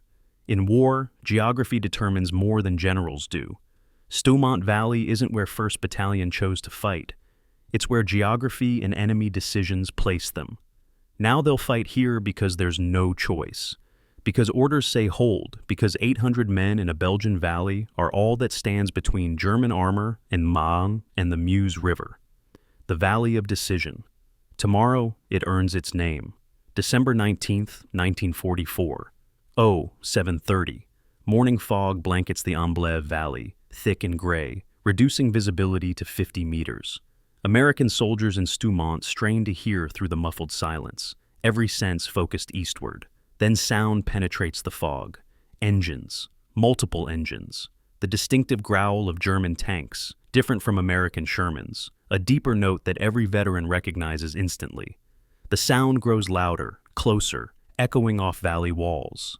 Company C 119th Infantry holds the eastern edge of Stoumont Village, 140 men in prepared positions, weapons loaded, safeties off.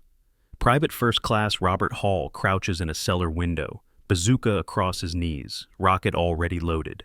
He's 19 years old, from Ohio, drafted last year, landed in France in August. He's fired a bazooka twice in combat, once in training dozens of times. Against a panther, he needs side or rear shot. Less than 100 meters, perfect angle, miss, and the tank kills him. He watches fog, waiting for shapes to materialize. 08:15. The fog begins lifting, burned away by weak December sun. Visibility extends to 100 meters, 200. Then Americans see them. Panthers, 5 tanks in column on the road, turrets traversing slowly, commanders scanning for targets. Behind the Panthers, more tanks, half-tracks, trucks, a column stretching back into fog. The German force is massive, far larger than intelligence estimated. Captain Charles MacDonald, Company C commander, watches from an upper-floor position, counting vehicles, calculating odds. His company faces at least 20 tanks and maybe 300 German infantry. His available firepower, small arms, machine guns, 3 bazookas, 1 57mm anti-tank gun. No friendly armor, no tank destroyers yet. Just infantry against panzers. MacDonald keys his radio. All positions hold fire. Wait for anti-tank weapons. The company freezes, watching Panthers approach, fingers tight on triggers, everyone understanding that first shots determine everything. Fire too early, the Germans deploy and suppress. Wait too long, tanks enter the village. Fight, building to building. Timing is everything. The lead Panther advances cautiously, commander wary of ambush, expecting resistance. The tank reaches the first building on Stoumont's eastern edge, a stone house with shuttered windows. Nothing moves. The Panther continues, tracks squealing on cobblestones, machine gun pointed at building faces. 50 meters into the village, 75. The tank passes directly in front of Hall's cellar position.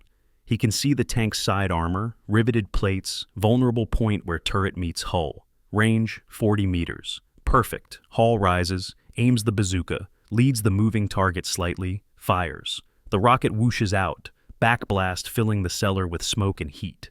The rocket hits the Panther's side armor, penetrates, explodes inside the fighting compartment. Fire erupts from hatches. The crew bails out immediately, 3 men tumbling from burning tank, hit by rifle fire before they hit ground. The Panther blocks the road, burning, black smoke pouring skyward. Behind it, the second Panther stops, unable to advance, unable to reverse because the column is packed tight. The German advance halts. First blood to the Americans. Chaos erupts. German infantry dismount from half-tracks, taking cover, returning fire. Machine gun tracers rake American positions, chipping stone, shattering windows. The second Panther reverses awkwardly, crashes into the tank behind it, both vehicles now blocking the road. German commanders shout orders, trying to organize an assault, trying to deploy forces in confined space with no room to maneuver. More American fire. Rifles, machine guns, a second bazooka shot that misses, rocket exploding against a building. The 57mm gun fires from the chateau position, range 800 meters, hits a half-track. Vehicle explodes in orange fireball. German mortar rounds begin landing, high explosive detonations walking through the village, searching for American positions. A mortar round hits a stone building, brings down part of the roof, kills 2 Americans instantly.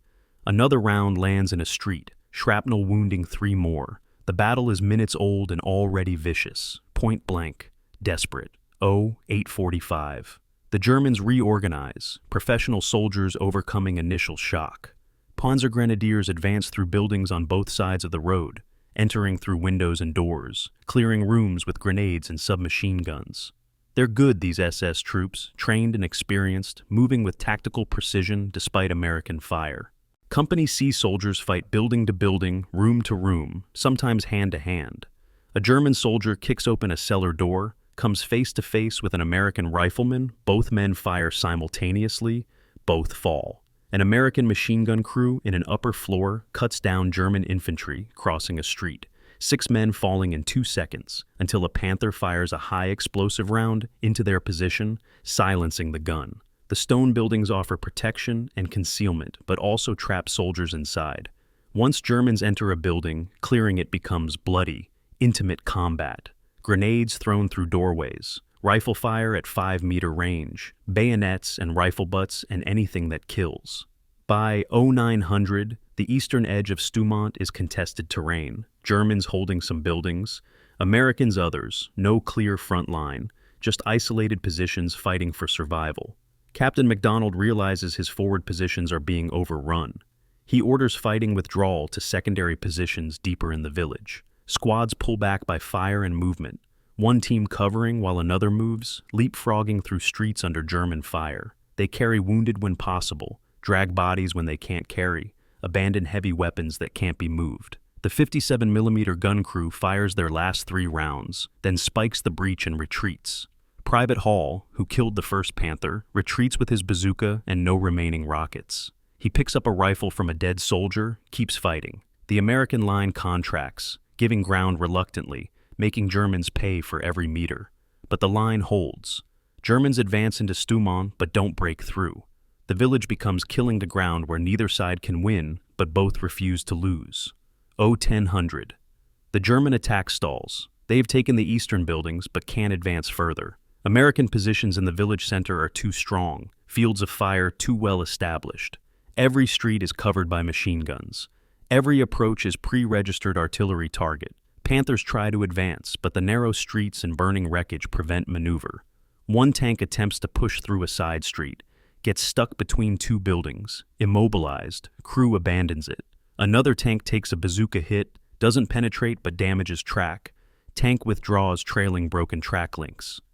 The German assault is losing momentum, stalling against American resistance and terrain constraints. SS officers realize they need artillery support, need to pulverize American positions before attempting further advance. They pull back, consolidate, call for artillery. The firing decreases. Both sides catch breath, 10 wounded, redistribute ammunition. The first attack is over. Americans held. But everyone knows the Germans will try again. Casualties are heavy on both sides. Company C started the morning with 140 effectives. By 1000 hours, they're down to 90. 12 dead. Confirmed. 23 wounded, some serious enough to need immediate evacuation. 15 lightly wounded who remain in position. The company has lost 1/3 strength in 90 minutes. German casualties are estimated at 40 killed or wounded. Difficult to count because bodies lie in contested areas. 3 Panthers destroyed or abandoned. 2 half-tracks burning. Multiple trucks damaged. The Germans have more resources, more men, more tanks. They can afford these losses better than Americans. But losing doesn't demoralize them less. SS troops, supposedly elite, supposedly unstoppable, stopped by American infantry in a village. The psychological impact works both ways. Americans gain confidence. We can fight these troops. Germans lose confidence. This isn't supposed to happen. Lieutenant Colonel Franklin assesses the situation from his command post in the chateau. The first German attack failed, but barely. Company C held but paid terribly. Next attack will be heavier, better coordinated, supported by artillery. His battalion can't hold indefinitely against sustained assault. Where are the reinforcements? Where are the tanks? Radio reports say 3rd Armored Division is en route, should arrive this afternoon. Should, maybe. If roads aren't blocked, if Germans don't cut the supply line, if. Franklin makes his decision, hold current positions, use afternoon to improve defenses, prepare for next assault. He orders Company A to move forward, reinforce Company C, bring ammunition and medical supplies. He requests artillery support, gets priority from Division. 118th Field Artillery Battalion will provide fire missions on call. That's something. Not enough, but something. The afternoon stretches ahead, quiet except for sporadic sniper fire and occasional mortar rounds. Both sides prepare. Both sides know sunset will bring another attack. The soldiers of Company C use the break to do what soldiers always do between battles. They eat cold rations, crackers and cheese, anything available. They drink water, canteens refilled from village wells. They sleep. Veteran soldiers catching 20 minutes unconscious in whatever hole or corner offers shelter. They write letters, brief scribbles, still alive, love you, pray for me. They check weapons, clean rifles, reload magazines, redistribute ammunition from dead to living. They joke, dark humor, making light of death because facing it seriously would break them. They smoke, precious cigarettes shared, tobacco the universal soldier currency. They pray, some formally with the chaplain, others privately, talking to God or dead relatives or anyone who might listen. They wait. Waiting is the soldier's primary occupation, not fighting, waiting for orders, waiting for supplies, waiting for the enemy, waiting for death or survival, whichever comes first. The village waits with them, stone buildings scarred by bullets and shells, civilians huddled in cellars, American and Belgian, sharing space and fear, wondering if they'll survive the night. First blood at Stoumont. Not the last, not even close. December 19th, 1944, 1400 hours. Joachim Piper stands in the main hall of the Château de Froidcourt at Gleize, studying a map spread across a wooden table. Around him, his staff officers wait for orders, their faces showing strain and exhaustion. Two radio operators crouch in the corner, one attempting to raise division headquarters, the other monitoring tactical frequencies. The reports coming in are uniformly bad. American forces have retaken Stavelot. The bridge, Kampfgruppe Piper's only supply line, is now in enemy hands. Piper traces the routes on his map with one finger. East to Stavelot, blocked. West to Stoumont, blocked. North, forested hills impassable to armor. South, American paratroopers reportedly moving into position. He looks up at his officers. "Gentlemen, we are cut off." The words hang in the cold air. No one speaks. Everyone understands what this means. They're not advancing toward the Meuse anymore. They're surrounded. The hunters have become the hunted. The transformation happened gradually, then suddenly. On December 17th, Kampfgruppe Piper was an unstoppable spearhead, deepest German penetration, closest to strategic objectives. On the 18th, a dangerous force still mobile, still threatening. On the 19th, an isolated pocket, surrounded by American units moving into blocking positions. The American response, chaotic and improvised at first, is now coordinated and overwhelming. 30th Infantry Division holds Stavelot in the eastern approaches. 82nd Airborne Division deploys to the south. 3rd Armored Division approaches from the west. 1st Army Artillery, 12 battalions, registers targets throughout the pocket. The noose tightens hour by hour. Piper's situation transforms from offensive operation to defensive crisis. The mission to seize the Meuse becomes a mission to survive the next 24 hours.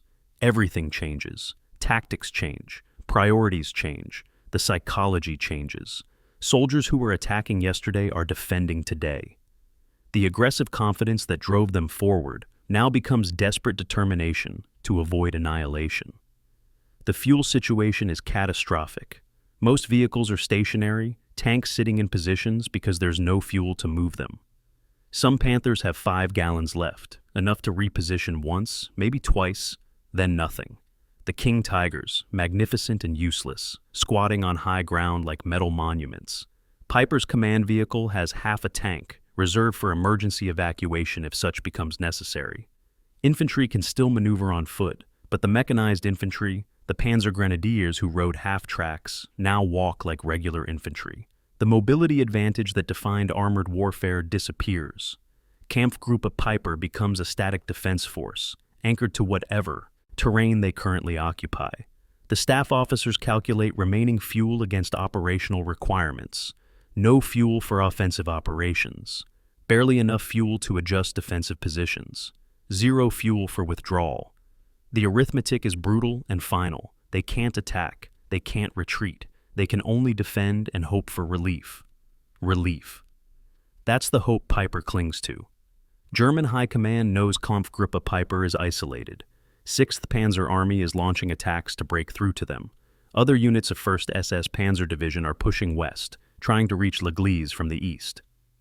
The relief offensive should arrive in 24 to 48 hours. Should.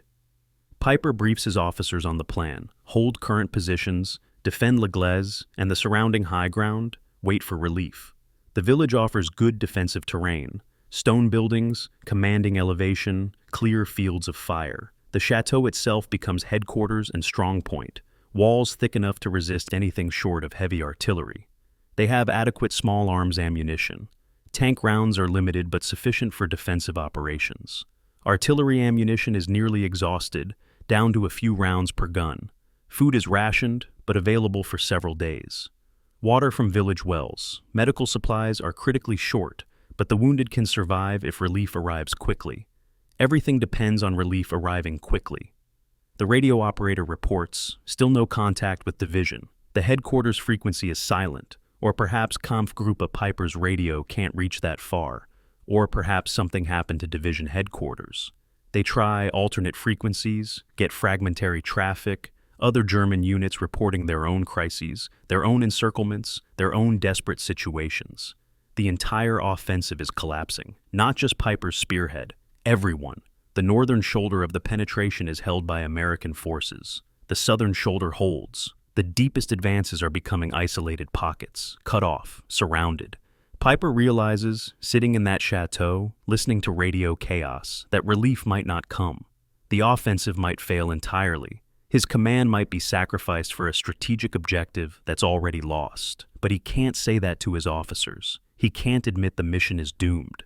Leaders maintain confidence even when confidence is irrational. He orders continued defense, continued efforts to contact division, continued preparation for link-up with relief forces that may not exist. The wounded present a terrible problem. 170 German soldiers wounded over the past 3 days, casualties from combat at Stavelot, Stoumont, various skirmishes. They're crowded into the chateau cellars, lying on stone floors, on straw mattresses, some on bare ground. 2 medical officers and half a dozen medics try to treat wounds with inadequate supplies. No morphine left. Bandages running out. Surgical instruments sterilized and reused until they're dull. Men with shrapnel wounds that need debridement, compound fractures that need setting, abdominal wounds that need surgery they can't provide. Some wounded will recover if they get proper treatment. Some will die without it. Some are dying regardless, grievous wounds beyond any field hospital's capability. The medical staff does what they can, which isn't enough. Piper visits the aid station, walks among the wounded, speaks quietly to soldiers who will never fight again. He promises them evacuation, medical care, survival, promises he can't keep. The wounded look at him with eyes that know he's lying, but appreciate the lie anyway. Then there are the American prisoners. 150 American soldiers captured over the past 3 days, held in separate cellars and outbuildings, guarded by SS troops with submachine guns. The prisoners are mostly support troops, artillerymen, engineers, supply personnel, captured when they stumbled into the German advance. They're treated correctly, given water and minimal food, not abused. The SS guards, despite their reputation, understand Geneva Conventions and follow them, partly from discipline, partly from fear of reciprocal treatment if they're captured. But the prisoners are a burden. They consume food and water. They require guards. They are intelligence assets who've observed German strength and positions. If Kampfgruppe Piper has to evacuate or fight to break out, what happens to 150 prisoners? Take them? Impossible. Leave them. They'll be free immediately. Kill them? That's murder, war crime, and would ensure savage treatment of German prisoners. The prisoners are a problem with no good solution.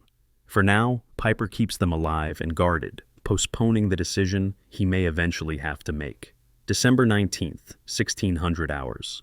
The sun sets early in December, darkness coming at 1700. Piper orders night defensive positions. Sentries doubled, radio watch maintained continuously. No fires, no lights, no noise. German soldiers dig deeper into positions, improve fighting holes, stockpile ammunition within easy reach. They eat cold rations, drink water, try to stay warm in temperatures dropping toward freezing. Some sleep. Most can't. Too cold, too wired, too aware that American artillery could start landing any minute. The Americans are out there, surrounding the pocket, preparing for attack or siege. Piper doesn't know which the Americans will choose. Assault or attrition? Quick overwhelming attack or slow strangulation?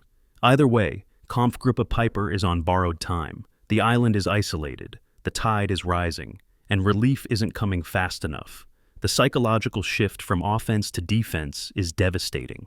Soldiers who were aggressive attackers 48 hours ago are now desperate defenders. The mindset changes. Offensive warfare is action, movement, initiative. Defensive warfare is reaction, waiting, endurance. Offensive, soldiers look forward, toward objectives. Defensive soldiers look around, toward threats. The SS troops of Kampfgruppe Peiper were trained for attack, selected for aggression, indoctrinated with offensive spirit. Now they're trapped in a pocket, outnumbered, outgunned, awaiting relief or death. Morale begins cracking, not openly. SS discipline prevents open defeatism, but privately, soldiers talk. They know the fuel situation. They know they're surrounded. They know relief hasn't arrived. They start calculating survival, not victory. Some consider surrender. Others consider breakout on foot, abandoning vehicles, walking back to German lines through winter forests. The officers sense the mood shifting, work to maintain discipline and cohesion. Company commanders visit positions, talk to troops, reinforce the message. Relief is coming, hold positions, maintain faith. The lie becomes official policy because the truth would destroy what remains of combat effectiveness. Peiper stands on the chateau balcony after dark, looking east toward German lines 30 kilometers away. He can hear artillery in the distance, see flashes on the horizon, the relief offensive trying to break through, but the sounds are too far away. The flashes don't get closer. Relief is attempting, but failing. Peiper has commanded armor for 3 years. He's fought in Russia, France, Belgium. He's seen victory and defeat, success and disaster. He knows when an operation is doomed. He knew it when the fuel situation became critical. He knew it when Stavelot fell to American counterattack. He knows it now, standing in darkness, hearing distant battles, calculating impossible arithmetic. Kampfgruppe Peiper is finished. The only question is how it ends. Destruction in place, fighting withdrawal, surrender. Each option is terrible. Each violates something, military effectiveness or personal honor or soldiers' lives. Leaders make these impossible choices. That's why they're leaders. Peiper doesn't decide tonight. He gives himself 24 more hours. Wait for relief. See what Americans do. Keep options open. But he knows, deep down, that the island is sinking, and nobody's sending boats. December 19th, 1944. 1900 hours.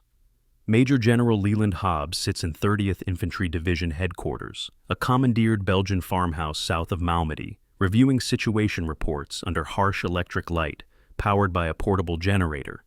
The reports detail American progress over the past 24 hours. Stavelot retaken.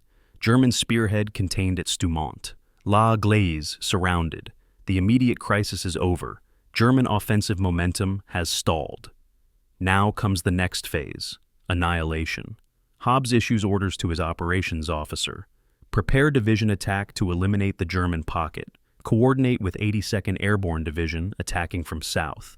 Coordinate with 3rd Armored Division attacking from west. Maximum artillery support. Air support when weather permits. The objective is not to push Germans back. The objective is to destroy them completely. Kill or capture every soldier in Kampfgruppe Peiper. Ensure this unit never threatens Allied operations again. The defensive battle is over.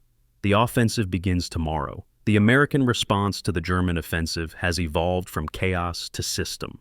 On December 16th, when the attack began, Allied commanders had no clear picture of German strength or objectives. Fragmentary reports, contradictory intelligence, confusion everywhere. By the 19th, 72 hours later, the situation is understood. This is Hitler's last major offensive in the West. Everything Germany could scrape together, aimed at splitting Allied armies and recapturing Antwerp. The offensive created a bulge in American lines, hence the name that will stick, Battle of the Bulge. But the bulge is contained. German spearheads have been stopped. American forces are flowing into the shoulders of the penetration, establishing firm lines, preventing further advance. The strategic picture favors the Allies. Germany has committed its last reserves and gained nothing but casualties and destroyed armor. Now the Allies will methodically destroy what Germany committed. Kampfgruppe Peiper, deepest penetration, most dangerous threat, receives priority targeting. Eliminate this force first. 3rd Armored Division arrives in the sector on December 19th. Spearhead Division, veteran of Normandy breakout, St. Lo, the race across France. The division brings Combat Command B, 2 armored battalions, 1 armored infantry battalion, supporting units, approximately 5,000 men, 150 Sherman tanks, 50 tank destroyers, self-propelled artillery. This is overwhelming force compared to what Germans trapped in the pocket possess. The tanks move forward through the night, crews cold and exhausted but ready. They've been fighting continuously since June. This is just another battle. Tank commanders receive briefings on German positions, expected resistance, coordination with infantry. The plan is simple. Infantry fixes the Germans in position, armor delivers the killing blow. Panthers and King Tigers are formidable, but outnumbered 4-1, stationary due to fuel shortage. They become targets rather than threats. American tank commanders are confident, not cocky. They've fought German armor before, know the dangers. But numbers matter, quality matters, experience matters. And 3rd Armored has all 3. Artillery is the real hammer. 12 battalions, 144 tubes, ranging from 105mm howitzers to 240mm heavy guns. The artillery battalions establish firing positions throughout the night, guns emplaced, ammunition stockpiled, fire direction centers computing firing data. Forward observers deploy with infantry units, radio links established, call sign procedures rehearsed. The artillery plan is methodical. Registration fires to ensure accuracy, then systematic bombardment of German positions, walking fire across the pocket, destroying everything. German troops at Gleize will experience artillery hell, sustained bombardment that turns stone buildings to rubble, that buries soldiers in collapsed cellars, that deafens and shocks and kills. American artillery doctrine in World War II emphasizes mass and responsiveness. When infantry calls for fire, shells arrive within minutes, dozens of guns firing simultaneously, coordinated time on-target missions that drop hundreds of shells simultaneously. The Germans have experienced Soviet artillery on the Eastern Front. They're about to experience American artillery superiority. 82nd Airborne Division deploys from Bastogne sector, moving north to close the southern escape routes from Gleize. The paratroopers are elite infantry, volunteers all, veterans of Sicily, Normandy, Market Garden. They've been in heavy combat around Bastogne, but receive orders to redeploy. Blocking positions south of Gleize, prevent German breakout, prepare to attack into pocket when ordered. The paratroopers march through the night, full combat load, weapons and ammunition and rations, moving quickly despite exhaustion. They're professional soldiers, angry soldiers, friends killed in the past 3 days, units scattered, airborne pride demanding payback. They reach positions by dawn on the 20th, establish roadblocks and ambush positions, send patrols forward to contact enemy. The ring around Kampfgruppe Piper is complete. North, 30th Infantry Division. West, 3rd Armored Division. South, 82nd Airborne Division. East, various units holding Stabelout and surrounding area. No escape. The Germans can surrender or die. Those are the only options. The air component awaits weather improvement. December weather in Belgium is miserable. Low clouds, fog, occasional snow, conditions that ground aircraft. But weather forecasts for December 20th show possible clearing, ceiling rising to 1,000 feet, visibility improving. That's marginal but flyable. 9th Air Force prepares maximum effort. P-47 Thunderbolts armed with rockets and bombs, fighter bombers that can attack ground targets with devastating precision. RAF Typhoons from British 2nd Tactical Air Force also prepare, armed with RP-3 rockets, armor-piercing warheads capable of killing Panthers. The pilots receive briefings, German armor concentrated at Gleize, friendly forces surrounding pocket, attack-only targets clearly identified as enemy. The greatest fear is fratricide, American aircraft attacking American positions. Close air support is difficult, dangerous, requiring perfect coordination between air and ground. Forward air controllers deploy with ground units, equipped with colored smoke grenades and radio panels, marking friendly positions, directing aircraft onto enemy targets. If weather allows, German armor at Gleize. Gleize will face destruction from above. Intelligence officers interrogate German prisoners, building detailed picture of Kampfgruppe Piper's status. The prisoners, mostly wounded, captured at Stavelot or Stoumont, provide valuable information. Unit identification: 1st SS Panzer Regiment, part of 1st SS Panzer Division, Leibstandarte Adolf Hitler. Commander: SS Obersturmbannführer Joachim Peiper. Strength: estimated 2,500 to 3,000 men remaining, approximately 25 to 30 tanks operational. Morale: declining. Troops know they're cut off. Relief hasn't arrived. Situation is desperate. Ammunition: adequate for defense, insufficient for prolonged combat. Food: rationed but available for several days. Most important, fuel is exhausted. Germans can't maneuver. Tanks are stationary. Any withdrawal must be on foot, abandoning all vehicles. This intelligence determines American tactics. No need for hasty assault. Establish siege. Use artillery and air power to attrite German forces.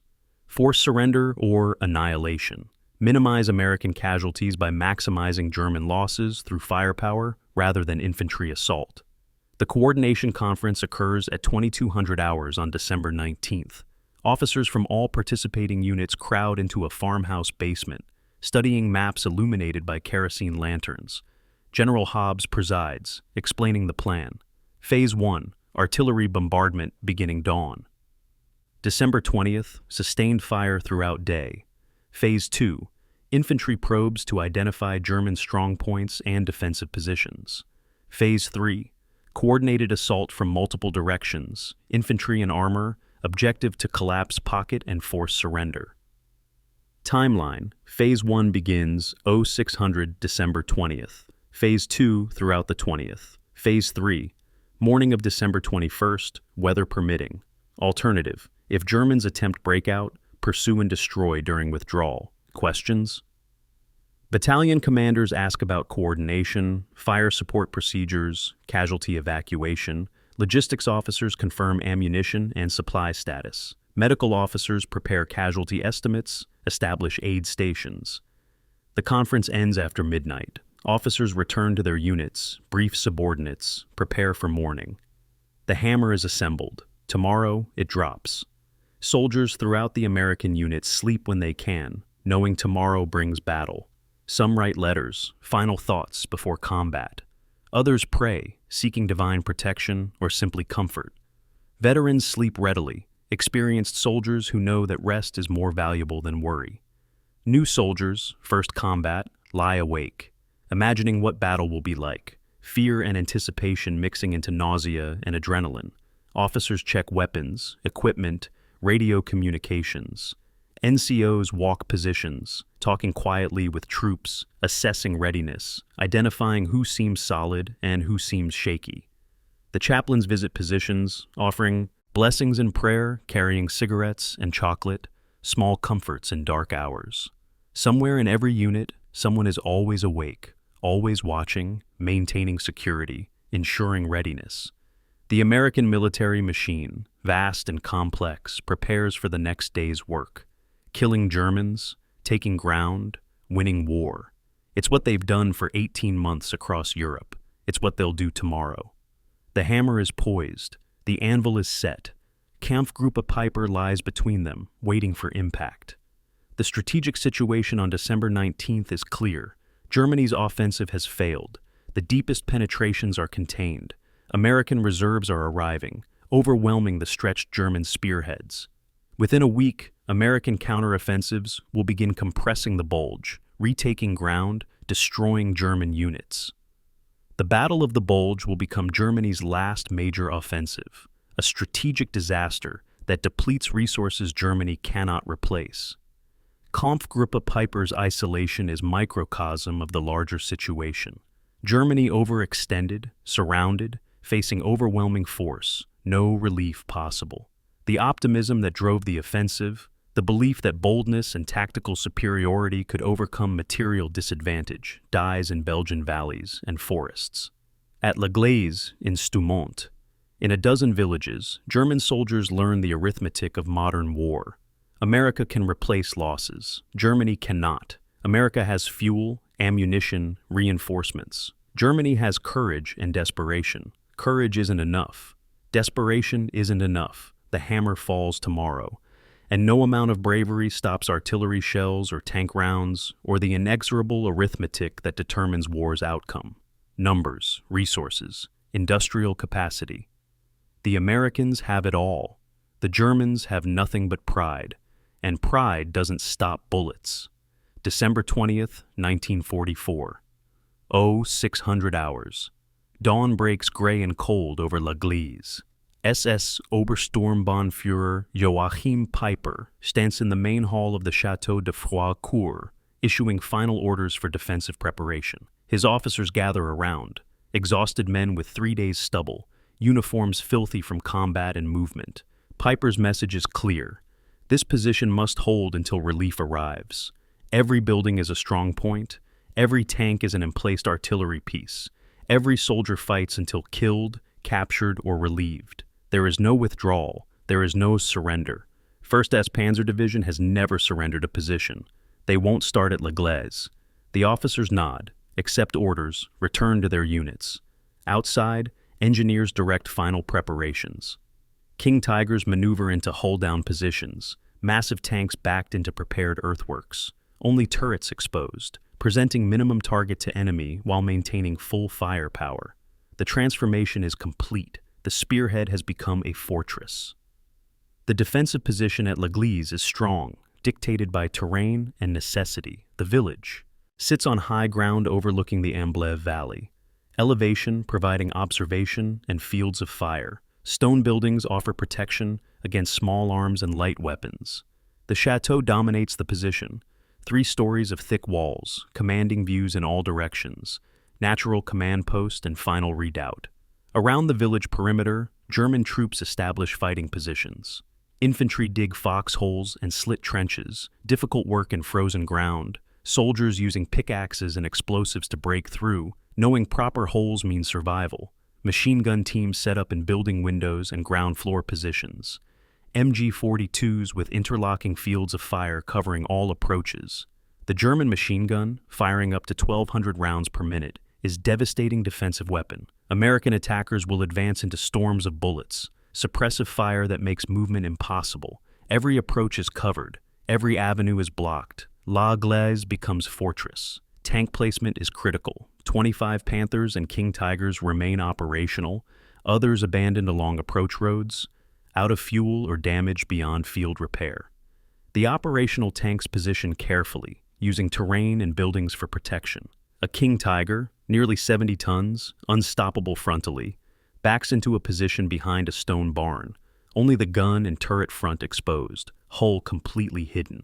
The tank has clear view down the main approach road, can engage targets at 1,000 meters, destroy any American armor before it gets close. Other tanks position similarly, creating overlapping kill zones, ensuring no dead space, no covered approaches. The Panthers, more mobile but less armored, position where they can reposition if necessary, though fuel shortage limits movement to 1 or 2 position changes at most. Each tank crew understands, this position is probably their grave. They prepare it carefully, digging ammunition pits beside their vehicles, stockpiling rounds for sustained combat, creating ready positions for infantry support. SS Panzer Grenadiers, the mechanized infantry, now fight as regular infantry, their half-tracks abandoned for lack of fuel. They occupy buildings throughout the village, establishing strong points in basements and upper floors. The basements provide protection against artillery, stone, and earth overhead absorbing blast and shrapnel. Upper floors provide observation and firing positions. Windows sandbagged, roofs reinforced with timber. A typical building defense includes a machine gun team on 2nd floor, riflemen on 1st floor, and basement. Communications to command post by field telephone or runner. The Panzer Grenadiers are experienced troops, many Eastern Front veterans, men who fought in Stalingrad, Kursk, dozens of desperate battles. They know defensive warfare. They know how to make Americans pay for every meter of advance. They prepare calmly, professionally, without panic or despair. Orders are orders. Position must be held. They'll hold until they can't. The chateau becomes headquarters, hospital, and strong point. Peiper establishes his command post in a large ground floor room, maps covering the walls, radio operators in the corner maintaining communication attempts with higher headquarters. The basement becomes aid station, Wounded Germans crowded onto straw mattresses, medical staff working with minimal supplies. 170 wounded, casualties from previous fighting, men who need surgery, proper hospitals, care, nobody can provide. Some wounds are infected already, no antibiotics, no way to prevent sepsis. Some men are dying slowly, gut wounds or chest wounds beyond field medicine capability. The medical officer reports to Piper, 20 wounded will die without evacuation. Maybe 40 more will die if combat continues for days. Piper has no response. He can't evacuate them. Relief hasn't arrived. The wounded will live or die based on factors beyond anyone's control. It's brutal arithmetic, but war is brutal arithmetic. Save who you can. Mourn who you can't. American prisoners present continuing problem.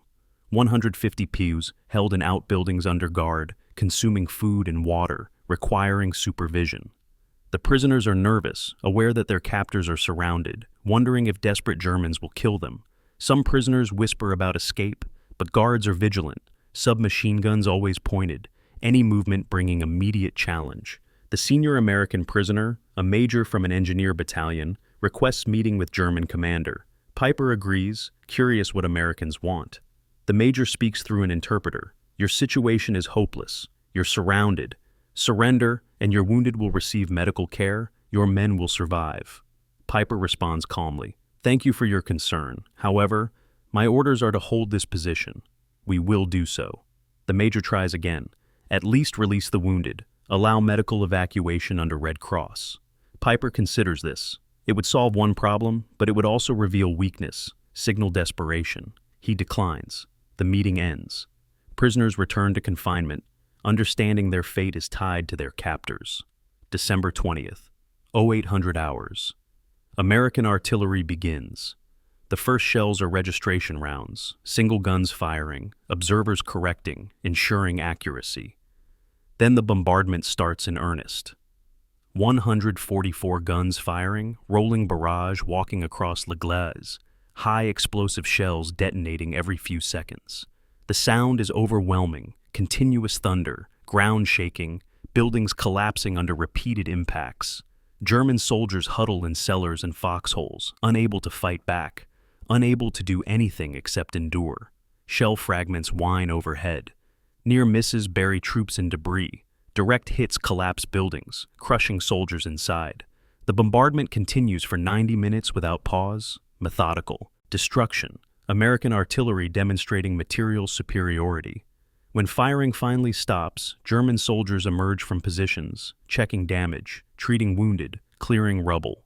Several buildings are destroyed completely. One Panther took direct hit, turret blown off, crew dead.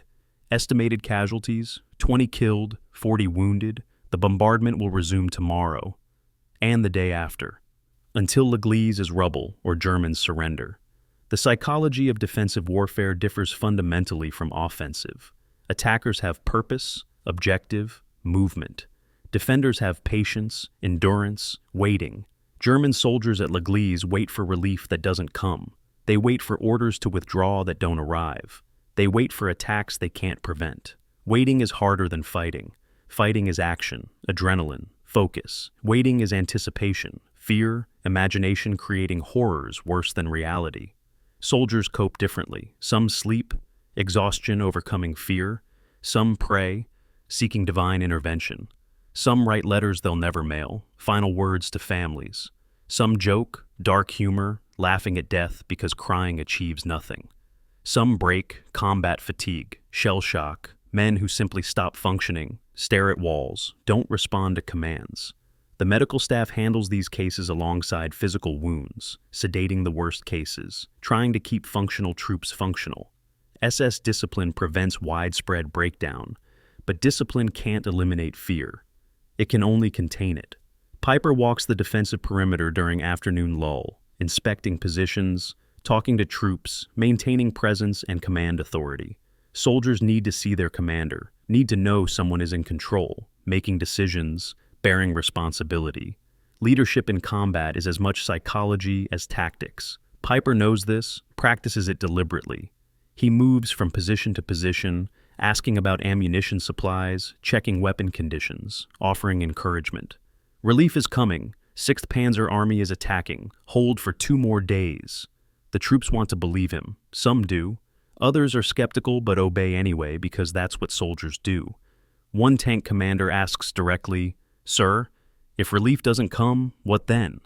Piper answers honestly, "Then we fight until we can't fight anymore, and we decide whether to surrender or die." The tank commander nods, accepts this answer, returns to his duties. At least the commander is honest. That's worth something. By nightfall, December 20th, Gleize is transformed. The village that stood intact yesterday is now partially destroyed. Buildings collapsed, streets blocked by rubble, fires still burning from artillery impacts. The German force is battered but intact, morale declining but discipline holding. Casualties are mounting, 50 dead since morning, 90 wounded. Ammunition stocks are declining, food is rationed to 1 meal per day. Water is available but requires dangerous trips to wells under potential sniper fire. Medical supplies are exhausted except for bandages. The wounded lie in agony without morphine or antiseptics. Some beg to be killed, pain too extreme. The medical staff can't even provide that mercy. Ammunition is too precious to waste. The fortress holds, but holding costs everything, and relief still hasn't arrived. Piper stands on the chateau balcony after dark, listening to distant artillery, watching flashes on the horizon. Relief is fighting. Relief hasn't reached them. Tomorrow brings more bombardment, more casualties, more erosion of combat capability. The fortress will hold, but fortresses fall eventually. The only question is when. December 21st, 1944. 0900 hours. The morning fog lifts from the Amblève Valley, revealing what American tank commanders have been waiting for: clear visibility. Company A, 740th Tank Battalion, begins its advance towards Stoumont. 17 M4 Sherman tanks in 2 platoons, engines roaring, tracks clanking on frozen ground. Lieutenant John Grinolds commands the lead platoon, 5 Shermans in line formation, advancing up the valley road at cautious speed. The tankers know German armor holds Stoumont. Intelligence reports Panthers and possibly King Tigers. Every American tanker knows the mathematics of that encounter. Panther front armor is impervious to American 76mm guns at range. King Tiger is impervious to everything Americans possess except perfect side shots or air strikes. The Sherman crews advance anyway, because orders say advance, because infantry needs tank support, because someone has to challenge German armor. Grinolds scans the road ahead through his periscope, searching for hull-down positions, turrets behind cover, any indication of German tanks waiting in ambush. The German tanks see Americans first. An SS tank commander in a King Tiger positioned on high ground above Stoumont watches through his optics as American Shermans emerge around a curve, 800 meters distant. He could fire now, long-range shot, high probability of kill. But he waits, professional discipline overcoming eagerness, letting targets close to ensure kills. The King Tiger's 88mm gun can penetrate a Sherman's frontal armor at 1,000 meters. At 600 meters, it's guaranteed. The tank commander counts Shermans, estimates formation, calculates which target to engage first. Standard doctrine: kill the lead vehicle to block the road, kill the rear vehicle to trap the column, then methodically destroy everything between. He waits. 700 meters, 600, 500, now. He gives the fire command quietly: gunner, target tank, range 500, fire when ready. The gunner acquires the target, centers the reticle, fires. The 88mm gun roars, armor-piercing round streaking downrange at over 3,000 feet per second. The lead Sherman explodes. The SO. German round penetrates the frontal armor, passes through the fighting compartment, detonates ammunition storage. The tank erupts in orange fireball, turret blown completely off the hull, crew killed instantly. The second Sherman immediately stops, commander scanning desperately for the shooter, seeing nothing, no muzzle flash, no visible target. Another German round fires, hits the second Sherman on the side armor, penetrates, fire erupts. The crew bails out, 3 men tumbling from hatches, running toward cover, machine gun fire cutting them down. The third Sherman reverses frantically, commander screaming into radio, "Contact! Heavy armor, we're taking losses!" The tank backs around the curve, escapes direct fire, but not the killing zone. In 90 seconds, German tanks destroyed 2 Shermans, killed 10 men, stopped the American advance cold. The surviving Shermans withdraw, radio frantic messages to battalion. German tanks in prepared positions, engaging at long range, American losses heavy. Request artillery support and tank destroyers. The steel confrontation at Stoumont has begun badly for the Americans. Company B, 823rd Tank Destroyer Battalion, arrives 20 minutes later, 12 M36 tank destroyers armed with 90mm guns, the most powerful anti-tank weapons in American arsenal. The 90mm can penetrate Panther side armor at 600 meters, possibly King Tiger side armor at closer range. The tank destroyer commanders receive briefing from surviving Sherman crews. German armor on high ground above road, hold-down positions, long-range engagement. The tank destroyers deploy differently than tanks, using terrain and concealment, seeking firing positions that offer protection and clear sight lines. A platoon of 4 M36s positions in tree line overlooking the valley approach, barely visible among winter-bare trees. The crews wait, scanning for targets, knowing the Germans are somewhere ahead, knowing whoever fires first probably wins. Tank combat is mathematics and psychology, calculating angles and armor thickness and penetration curves, while managing fear and making life-death decisions in seconds. A Panther moves, small motion, turret traversing, commander searching for new targets. An American tank destroyer gunner spots the movement, identifies the target, calculates range at 700 meters, compensates for angle and distance, fires.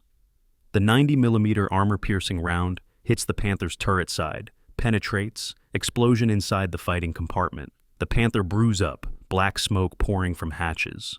First German tank destroyed by American fire, but the shot revealed the tank destroyer's position. 2 German tanks immediately engage, high explosive rounds bracketing the tree line, shrapnel tearing through branches. 1 M36 takes direct hit, armor pierced, fuel ignites, crew bails out under machine gun fire. The exchange is even. 1 Panther for 1 tank destroyer. But even exchange favors Germans, who have static positions and better armor. American tank destroyers reposition, seeking new firing positions, trying to exploit mobility advantage against stationary German defenses. The battle develops into long-range duel, American armor seeking shots, while German armor holds positions. An M36 crew finds perfect position in a barn, opens doors, backs the vehicle inside, creates firing port through wall. The tank destroyer has concealment and protection, gun pointed at likely German positions. They wait. Patience is survival in tank combat. 20 minutes pass. A King Tiger edges forward, commander trying to observe American positions, presenting flank to the hidden tank destroyer. The American gunner sees the shot, ranges at 400 meters, nearly point blank for tank combat, fires. The round hits King Tiger's side armor, should penetrate, but angles wrong, deflects off, ricochets into sky. The King Tiger immediately rotates turret, fires high explosive at the barn. The round passes through wooden walls, explodes inside, doesn't penetrate the M36's armor, but concusses the crew, knocking them unconscious. The tank destroyer is immobilized, crew incapacitated. American armor is learning the hard lesson. Courage and skill aren't enough against superior German armor in prepared positions. By noon on December 21st, American tank losses are severe. 11 Shermans destroyed or disabled. 3 M36 tank destroyers knocked out. Approximately 40 crew casualties, killed or wounded. German losses are lighter. 5 Panthers destroyed, 2 King Tigers damaged, but still operational. The exchange rate favors Germans 3-1, unacceptable mathematics for attackers who need to advance. American commanders reassess tactics. Direct assault against prepared German positions is suicidal. New plan: artillery bombardment to suppress German tanks, infantry advance to identify positions, then coordinated tank infantry assault with smoke and overwhelming numbers. It's doctrine by the book, combined arms warfare, using each element to support others. But doctrine assumes coordination and timing that's difficult under fire, and doctrine doesn't account for the psychological impact of watching friends burn in destroyed tanks. The German tank crews, despite tactical success, face deteriorating conditions. Ammunition expenditure is heavy, each engagement consuming rounds they can't replace. Some Panthers are down to 10 rounds remaining. The King Tigers have more, but not unlimited supplies. Fuel is zero. Tanks that repositioned earlier can't move again. They're committed to current positions permanently. The crews are exhausted. 3 days of continuous operations, minimal sleep, constant stress. Tank combat is physically and mentally demanding, scanning for targets, calculating firing solutions, loading ammunition, maintaining radio communications, all while encased in noisy, cramped, claustrophobic steel boxes. Those German crews know they're winning tactical engagements, but losing strategic situation. Every American tank destroyed is replaced within days. Every German tank destroyed is gone forever. The arithmetic is unsustainable, but they keep fighting because that's what soldiers do. Orders say hold. Tank commanders say fight. Individual tankers obey, fire guns, kill enemies, die in burning metal coffins when their turn comes. Lieutenant Grinolds, commanding the lead American Sherman platoon, survived the initial engagement by pure chance. His tank was fourth in line, not first. He watches 2 friends die in the opening 90 seconds. Now he sits in his tank, 300 meters behind the front line, radio to his ear, listening to reports from other units, trying to understand the tactical picture. German armor is superior. American losses are heavy, but American numbers are overwhelming. For every Sherman destroyed, 2 more arrive. For every tank destroyer knocked out, another appears. The Americans can afford these losses. It's terrible calculus, measuring victory in friendly casualties, but it's realistic calculus. Break German defenses through attrition. Accept losses. Keep attacking. Eventually, German ammunition runs out, or German morale breaks, or German positions are overrun by sheer weight of metal and explosives. Grinolds hates this arithmetic, but he accepts it, because the alternative is losing the war, and losing means everything. The tank battle at Stoumont on December the 21st ends inconclusively. Germans hold their positions. Americans withdraw to regroup. Casualties are tallied. American 43 killed, 17 wounded, 11 tanks destroyed, 3 tank destroyers destroyed. German estimated 20 killed, 15 wounded, 5 tanks destroyed, 2 damaged. Tactical victory to Germans, who held ground and inflicted disproportionate losses. Strategic advantage to Americans, who can replace losses and attack again tomorrow. This is the pattern of late war combat. German tactical superiority against American material superiority. Germany wins battles, America wins wars. The tank crews on both sides understand this at visceral level. German tankers know they can kill 2 or 3 Shermans for every Panther lost, but eventually, numbers matter more than exchange rates. American tankers know they might die today, but their deaths serve purpose, eroding German strength, buying time for overwhelming force to arrive. Nobody likes the arithmetic. Everybody accepts it, because war is arithmetic. Addition and subtraction, multiplication of suffering, division of chances. The equations always balance eventually. And at Stoumont, the equations favor America. Just not today, not yet, but soon. The night after the tank battle, both sides rest and prepare.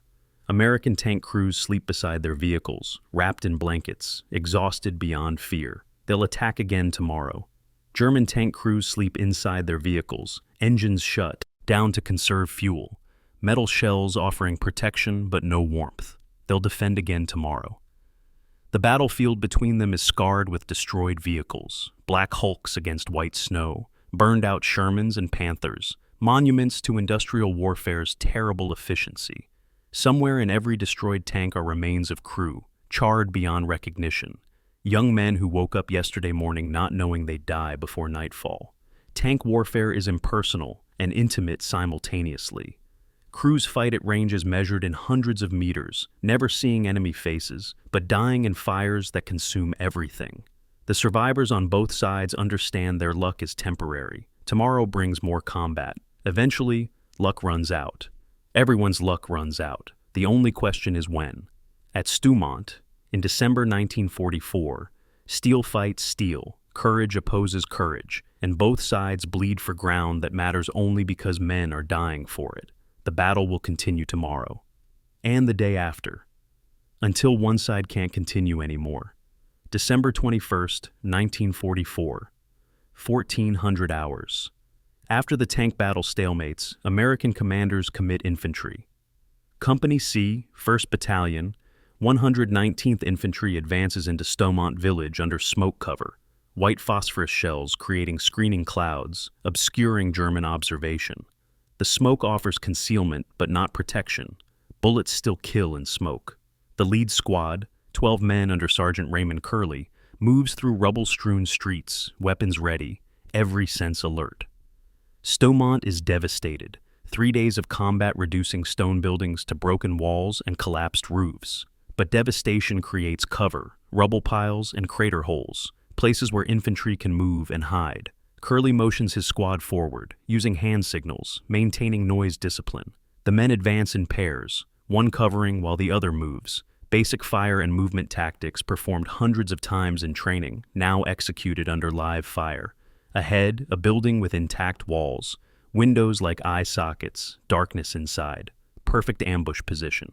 The German defenders see Americans approaching. An SS Panzergrenadier squad holds the building. 7 men with Mauser rifles, 2 MP-40 submachine guns, and an MG-42 machine gun positioned to cover the street. They wait, discipline holding, fingers on triggers, watching Americans advance through smoke. The German squad leader, an Unterscharführer with 5 years combat experience, calculates range and timing. Let the Americans get close. Inside grenade range, then open fire with everything. Maximum shock and casualties. The Americans are 50 meters away. 40. 30. The squad leader nods to his machine gunner. Now. The MG-42 opens fire. 1,200 rounds per minute, sound like tearing cloth, tracers arcing across the street. The American squad dives for cover. 2 men hit before they hit ground, screaming. Blood spreading on snow. The survivors return fire. M1 rifles and Thompson submachine guns, rounds slamming into building walls, chipping stone, ricocheting. Sergeant Curley radios for support. Contact, building northeast corner, heavy machine gun, need covering fire. The fight for one building consumes an hour. American infantry can't advance through machine gun fire. The MG-42's rate of fire is too high, suppression too effective. Curley's squad is pinned, huddled behind rubble, unable to move forward or back. An American machine gun team sets up. MM-19 Browning begins firing at German position, trying to suppress the MG-42. The 2 machine guns duel, tracers crossing, thousands of rounds expended, neither gaining advantage. Curley decides on grenades. He motions to his assistant squad leader, flanking maneuver. 3 men crawl through rubble, working around the building's side, slow progress, exposed to German fire if detected. They reach a side window, ground floor, shattered glass and frame. 1 soldier pulls grenade pin, lets spoon fly, counts 1001, 1002, throws grenade through window. Explosion inside building, screams, then return fire. German submachine gun spraying street. The grenade wounded Germans but didn't silence the position. More grenades, more casualties, more time consumed. Inside the building, the German squad is taking losses. The initial grenade killed 1 man, wounded 2. American rifle fire is constant, probing, searching for targets. A German soldier exposes himself at a window, trying to throw grenade, takes 3 rounds to chest, falls dead. The squad leader realizes they're being flanked. Americans working around the building. He makes decision. Withdraw to next position, maintain defensive line further back. The Germans pull back, dragging wounded, leaving dead, moving through connected cellars and interior holes blown through walls. They establish new position in next building, 3 survivors and 1 wounded, still fighting, maintaining resistance. The Americans occupy the first building cautiously, expecting booby traps or stay-behind snipers. They find 2 German dead, blood trails leading deeper into village, spent shell casings everywhere. The building is theirs.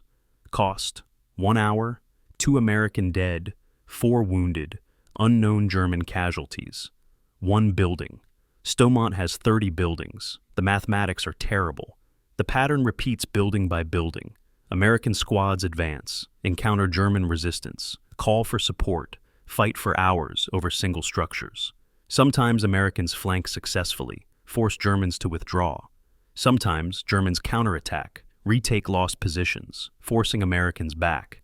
The fighting is intimate and savage, combat at 5 to 20 meters, close enough to see enemy faces, hear their voices, smell their fear. Soldiers throw grenades into rooms, hear explosions and screams, enter to find body parts and blood.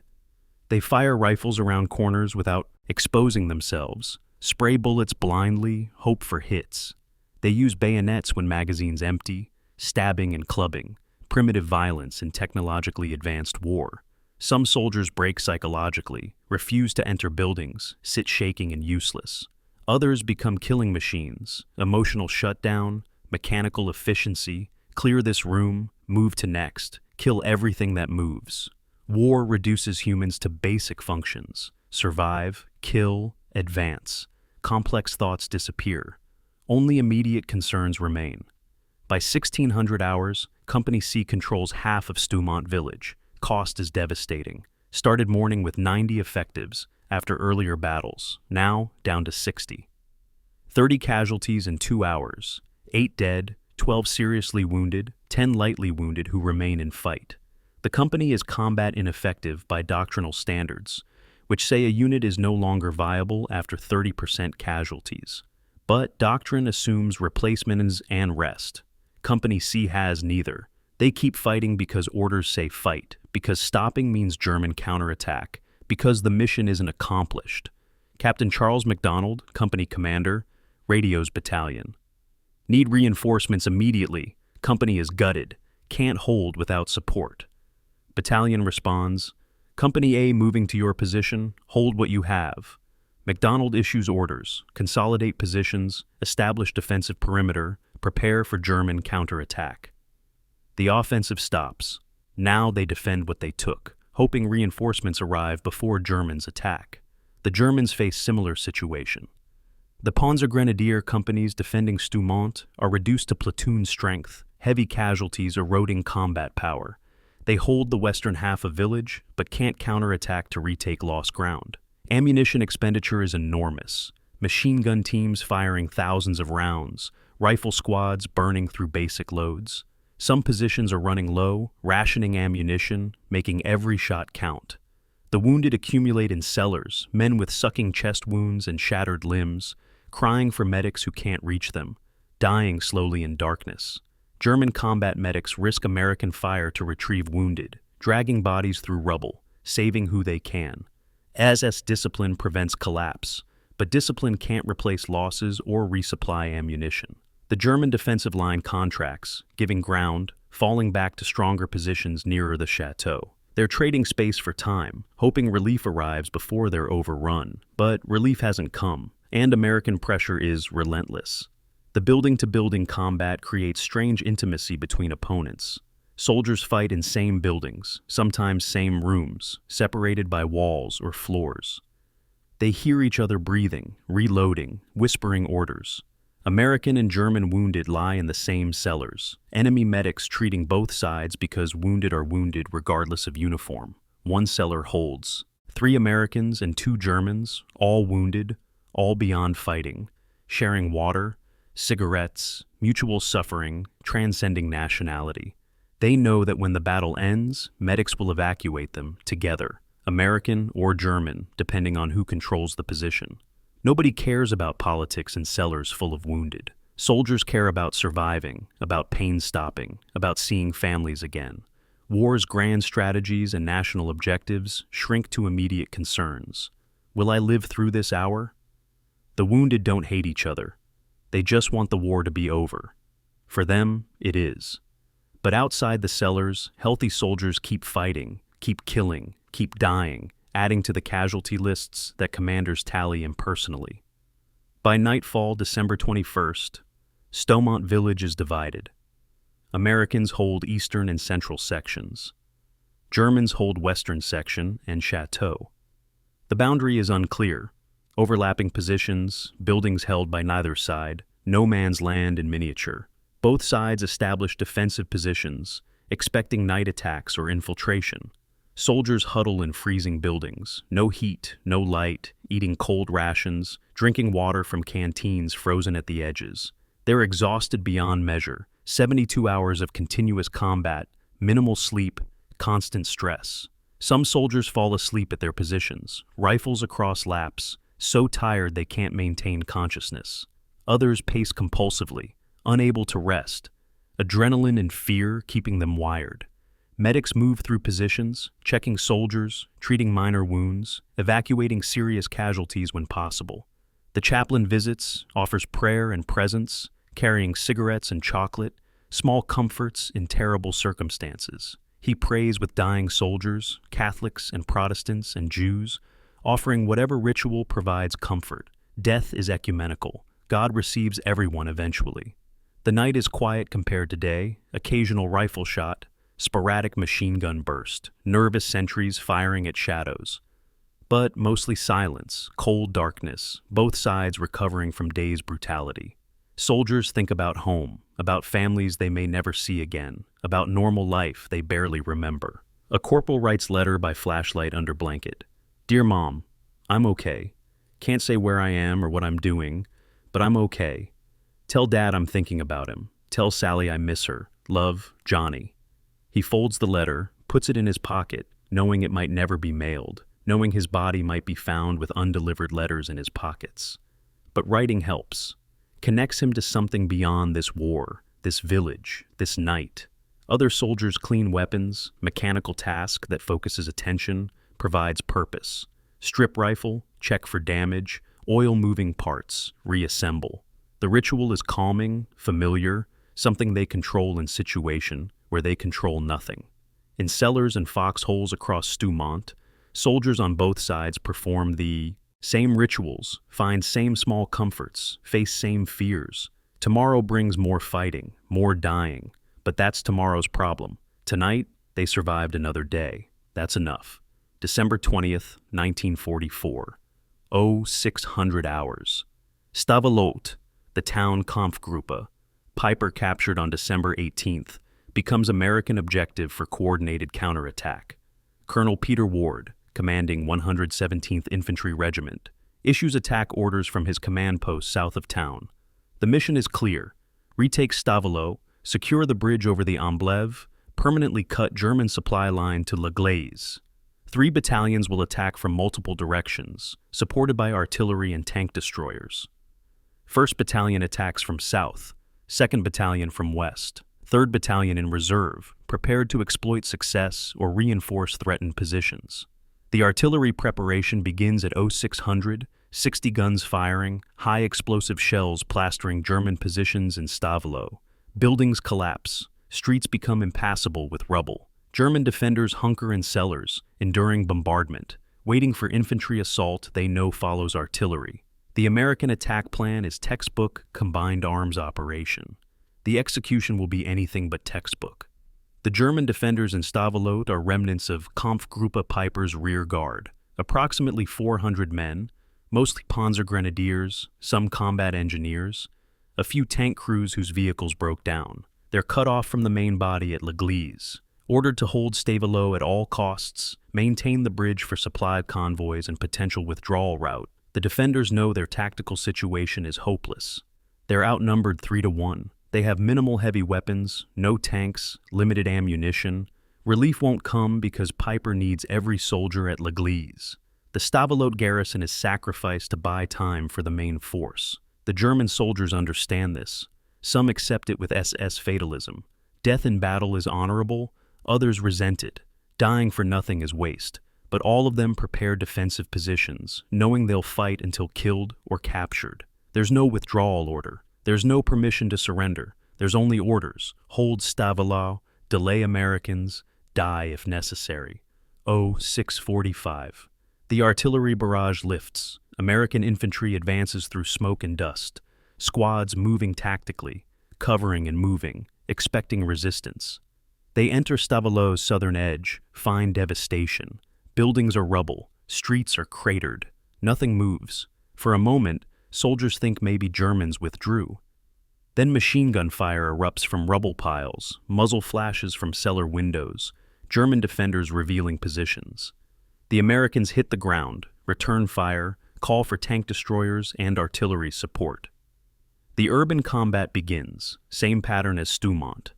Building by building, room by room, slow grinding advance against determined resistance. The Germans fight with desperate skill, knowing they're doomed, making Americans pay maximum price for minimal gain.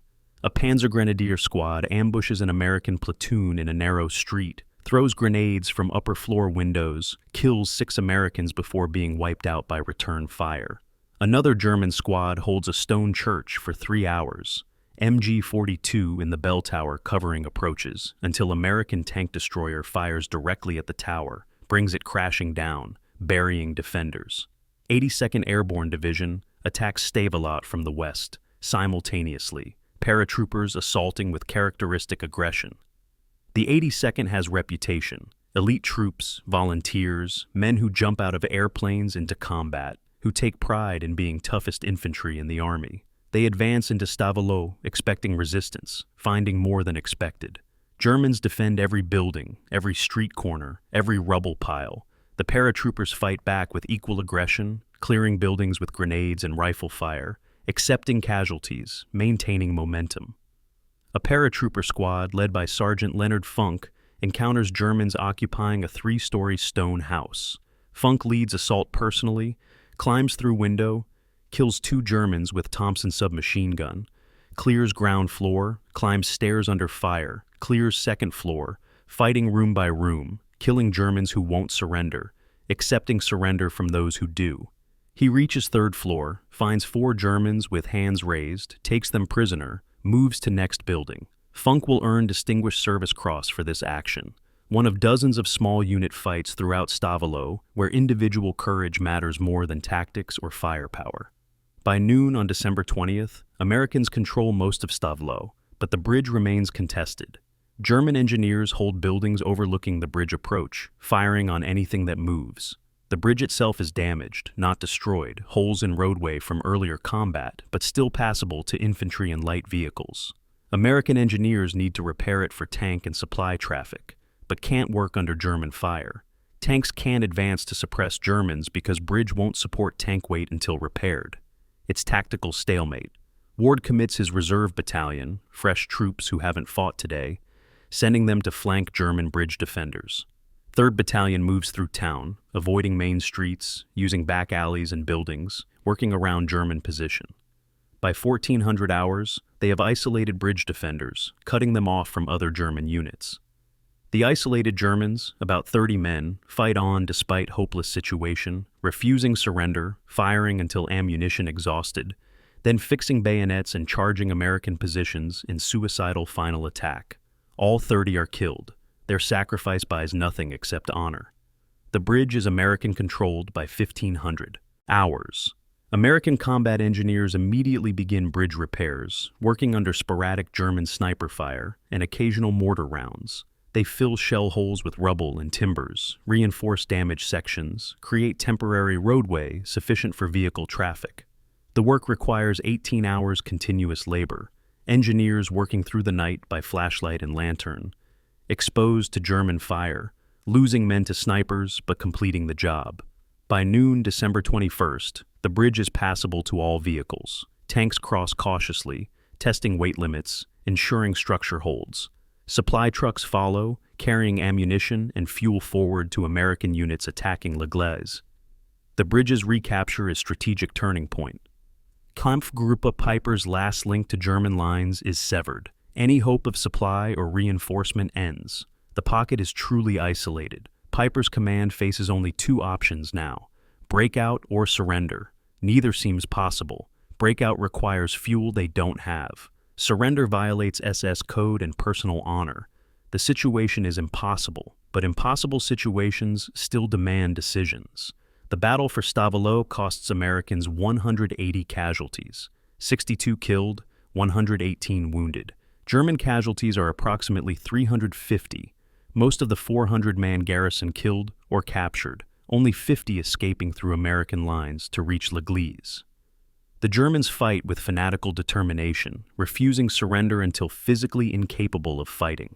This surprises American soldiers who expected Germans to surrender when obviously defeated. But SS troops aren't Wehrmacht conscripts. They're ideologically committed, trained to fight to death, believing surrender is dishonor worse than death. American infantry learned to expect no quarter from SS troops and give none in return. The fighting at Stavelot is savage even by World War II standards, quarter neither asked nor given, combat to annihilation. Some Americans, remembering Malmedy massacre, refused to take SS prisoners, shooting surrendering Germans on sight. Officers stopped this when discovered, enforced Geneva Conventions, but enforcement is difficult in confused urban combat. Atrocities breed atrocities. Malmedy's shadow darkens every engagement with Kampfgruppe Peiper. By evening, December 21st, Stavelot is secure, bridges repaired, American supply line is established. Ward walks through captured town, surveying destruction. Stavelot is devastated. 65% of buildings destroyed or severely damaged. Civilian casualties unknown but substantial. Belgian civilians emerge from cellars, traumatized by 3 days under fire, caught between armies, losing homes and possessions, some losing family members. Ward's civil affairs officers begin organizing relief: food, water, medical care, temporary shelter. The civilians blame Germans for destruction, welcome Americans as liberators, provide intelligence about remaining. German positions. An old Belgian man approaches Ward, speaking French through an interpreter. "Thank you for driving out the Nazis, but please, no more fighting in our town. We have nothing left." Ward has no comfort to offer. The war continues. More towns will be destroyed. More civilians will suffer. It's war's nature. Destroy everything to save something. The logic is circular and terrible, but it's the only logic that applies. Stavelot is liberated, at cost of everything Stavelot was. The recapture of Stavelot resonates throughout the American forces. It demonstrates that German advances can be reversed, that elite SS troops can be defeated, that coordinated attacks succeed despite casualties. Morale improves in units preparing to assault Gleize. Soldiers understand the Germans are surrounded, cut off, weakening daily. Victory is possible, not easy, not cheap, but possible. The psychological shift matters as much as tactical advantage. An army that believes it's winning fights differently than an army that believes it's losing. American soldiers gain confidence from Stavelot's success. They've fought SS troops and won. They've taken ground and held it. They've cut the enemy's lifeline and will now strangle the surrounded force. The momentum shifts. Americans transition from defensive desperation to offensive confidence. Meanwhile, Germans at Gleize receive news of Stavelot's fall via radio. They know what it means. They're truly isolated. Relief won't come. Supply won't come. Withdrawal is impossible. They're alone. The knowledge spreads through German ranks, eroding morale, sapping will to fight. Some soldiers still believe in victory. Others just want survival.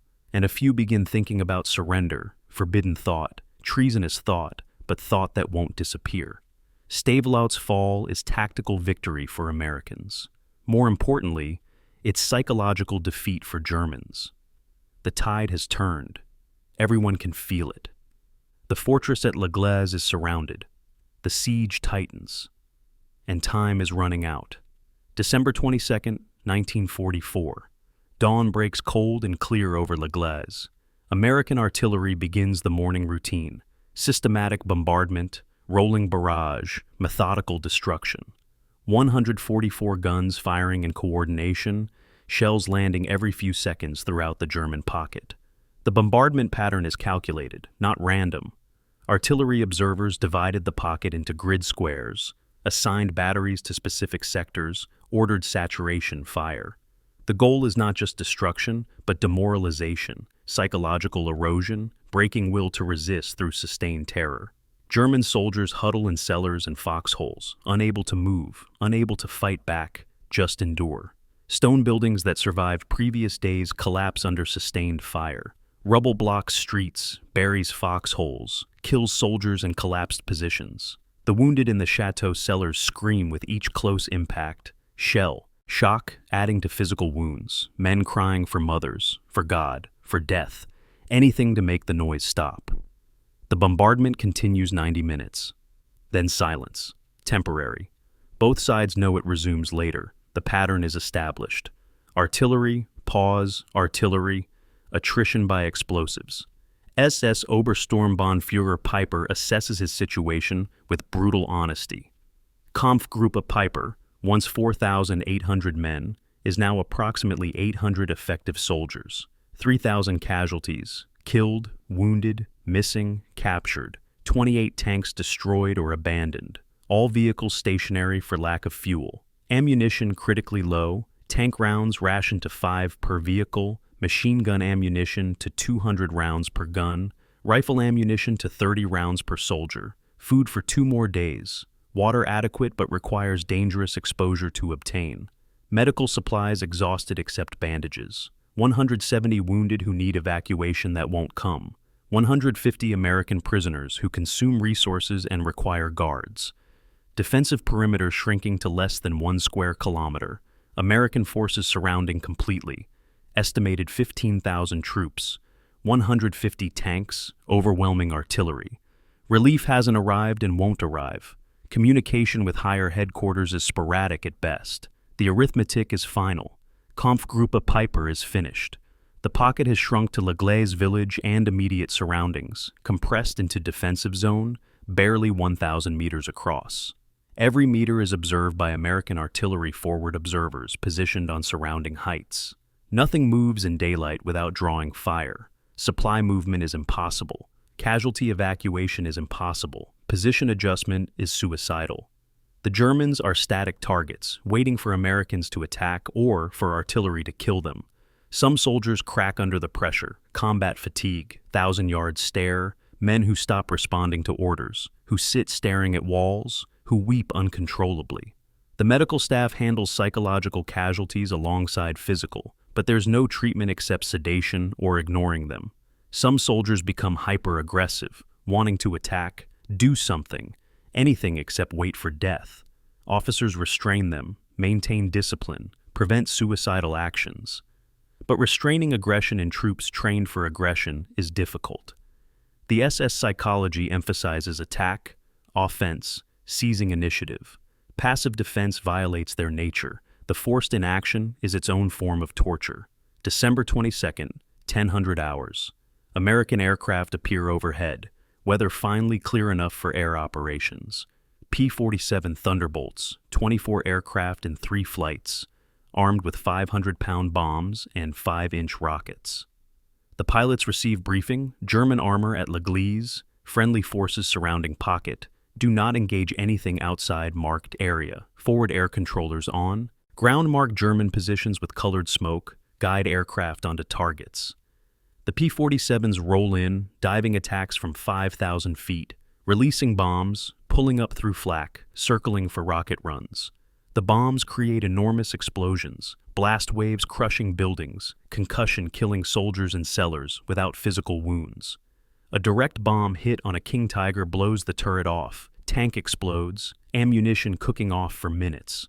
Another bomb destroys a building full of wounded, killing everyone inside. The rocket attacks follow, RP-3 rockets streaking from aircraft, explosions marching across the village.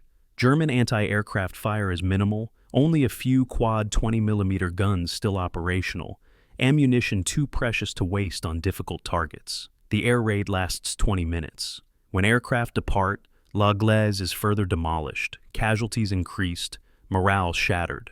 The wounded situation becomes critical. 170 German casualties crowded into chateau cellars, lying on stone floors without proper medical care.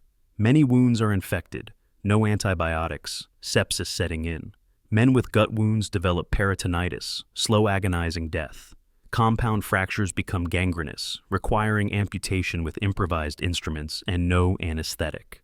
The medical officers do what they can, which is watch men die. They triage brutally. Those who might survive with proper care are prioritized. Those who will die regardless are given water and comfort, but no treatment. Resources too scarce to waste.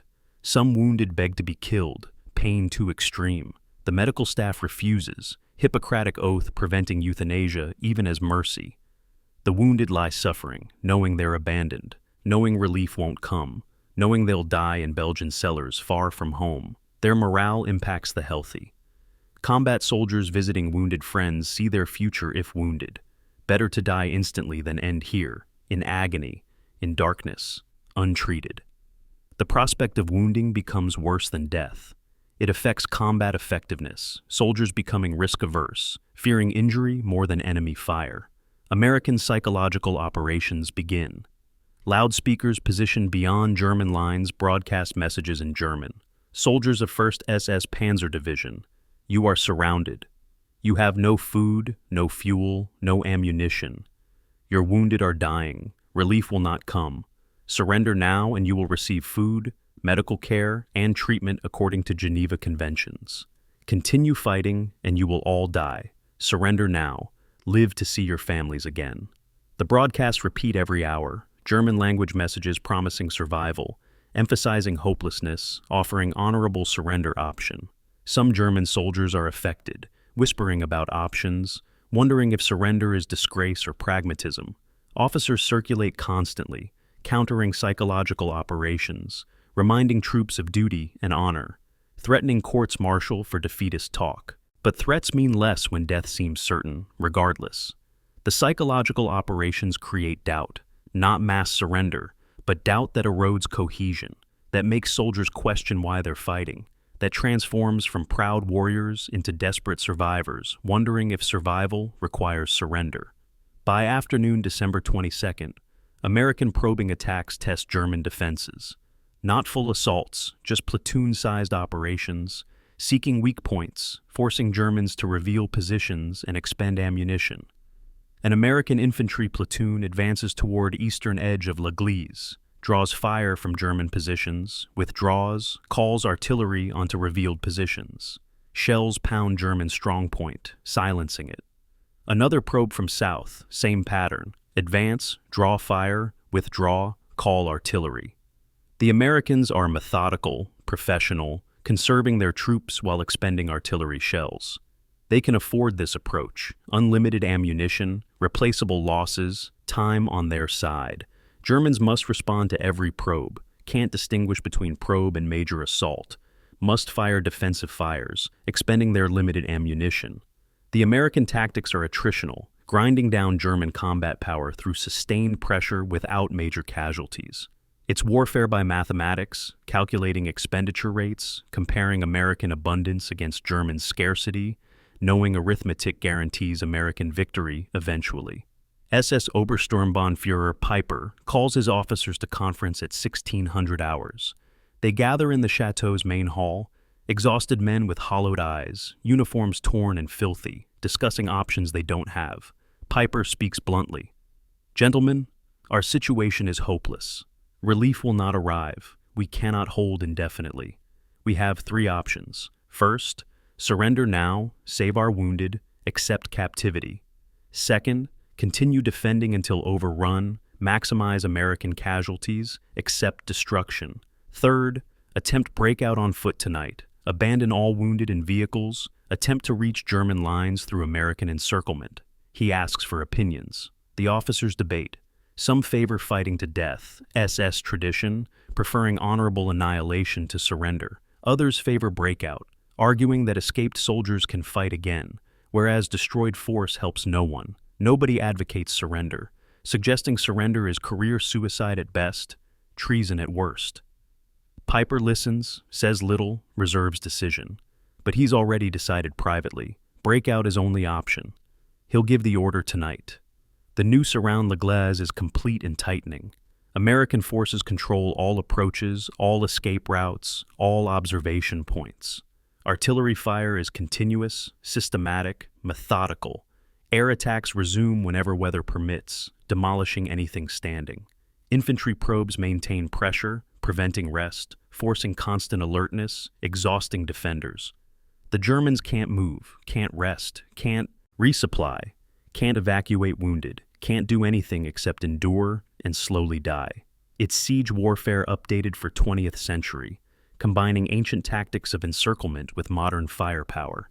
The besieged have no relief force coming. They have inadequate supplies. They have no hope of victory. They can only choose how they lose: surrender, annihilation, or desperate escape. Piper chooses escape, not because it offers high probability of success. It doesn't. Maybe 10% of his force will escape, but 10% surviving is better than 0%, which is what surrender or annihilation guarantees. And SS officers don't surrender, ever. So, breakout is inevitable. The only question is when and how. Piper sets the time. Tonight, 2300 hours. Abandon everything. Abandon wounded. Abandon prisoners. Abandon vehicles. Walk out through American lines, infiltrate as infantry, reach German territory, or die trying. It's the only option left. And sometimes, even bad options are better than none. December 22nd, 1944. 2100 hours. In a cellar beneath a destroyed building in Gleize, a 22-year-old German lieutenant sits alone, writing by candlelight. The letter will never be mailed, but he writes anyway. Neat script in small notebook, words for a family he'll probably never see again. Dearest mother, he begins. I write this knowing I may not survive tomorrow. We are surrounded, cut off, without hope of relief. Food is gone. Water is scarce, ammunition nearly exhausted. The wounded cry continuously, and we cannot help them. I am so tired, mother. Not just physically, though I haven't slept in days. Tired in my soul, tired of war, tired of death, tired of killing and watching friends die. I want to come home. I want to sit at our kitchen table and eat your bread and pretend none of this happened. But that is fantasy. Reality is this cellar, this exhaustion, this certainty that I will likely die in Belgium, far from you. I love you, mother. Please remember me as I was before the war, not what war made me. He folds the letter carefully, places it in his uniform pocket, blows out the candle, sits in darkness, waiting for orders he knows are coming. Combat fatigue, shell shock, battle stress, whatever name medical staff use. The psychological casualties accumulate throughout both armies. An American sergeant in Stoumont develops tremor in his hands, uncontrollable shaking, can't hold rifle steady, can't fire accurately. Medics diagnose combat exhaustion, recommend evacuation. The sergeant refuses. My men need me. He stays in position, shaking hands and all, maintaining leadership through force of will. A German machine gunner at Gleize stops firing mid-battle, sits staring at nothing, unresponsive to commands, catatonic. His crew pulls him from position, leaves him in a cellar, continues fighting. He sits for hours, then suddenly screams, prolonged sound of anguish, screams until voice fails, then returns to silence and staring. The medical staff has no treatment, no resources, no time. He's non-functional casualty, same as wounded but with intact body. Nobody knows if he'll recover, nobody has time to care. War creates these casualties at rates comparable to physical wounds. Some recover, some don't. Some function enough to fight, carrying internal wounds alongside external ones. Private First Class Robert Hall, who destroyed the 1st Panther at Stoumont 3 days ago, sits in a foxhole at night, unable to sleep despite exhaustion. Every time he closes his eyes, he sees burning tanks, hears screaming, smells burning flesh. He killed at least a dozen Germans over the past days, maybe more, lost count, doesn't matter. Numbers don't matter. What matters is memory. The German tank crew bailing from burning Panther, him shooting them, watching them fall. They were enemy. Shooting them was correct. But they were human, young men like him, dying because war put them in that tank, in that place at that moment. Hall knows intellectually he made right decision. Emotionally, he carries their deaths. He'll carry them forever. War doesn't end when fighting stops. War continues in memory, in dreams, in reactions to loud noises, in inability to feel safe. Hall is 19 years old. He'll live to 80 if lucky. That's 61 years carrying memories created in 60 hours of combat. The arithmetic of psychological trauma is cruel. Brief violence, lifelong consequences. The wounded present moral problems with no good answers. German wounded at Gleize, 170 men, require evacuation that isn't coming. Some will die without surgery. Some are dying now from infected wounds, sepsis, gangrene. The medical officers know that abandoning wounded during breakout violates medical ethics and Geneva Conventions. They also know taking wounded on foot evacuation is impossible. Wounded slow movement, make noise, leave blood trails, reveal positions. Taking wounded guarantees entire breakout force is discovered and destroyed. Leaving wounded means some survive by surrendering to Americans. Taking them means everyone dies together. The medical officers discuss this with Piper, who makes decision. Wounded stay behind. American prisoners stay behind to care for them. When Americans overrun position, they'll find wounded and prisoners together, ensure medical care.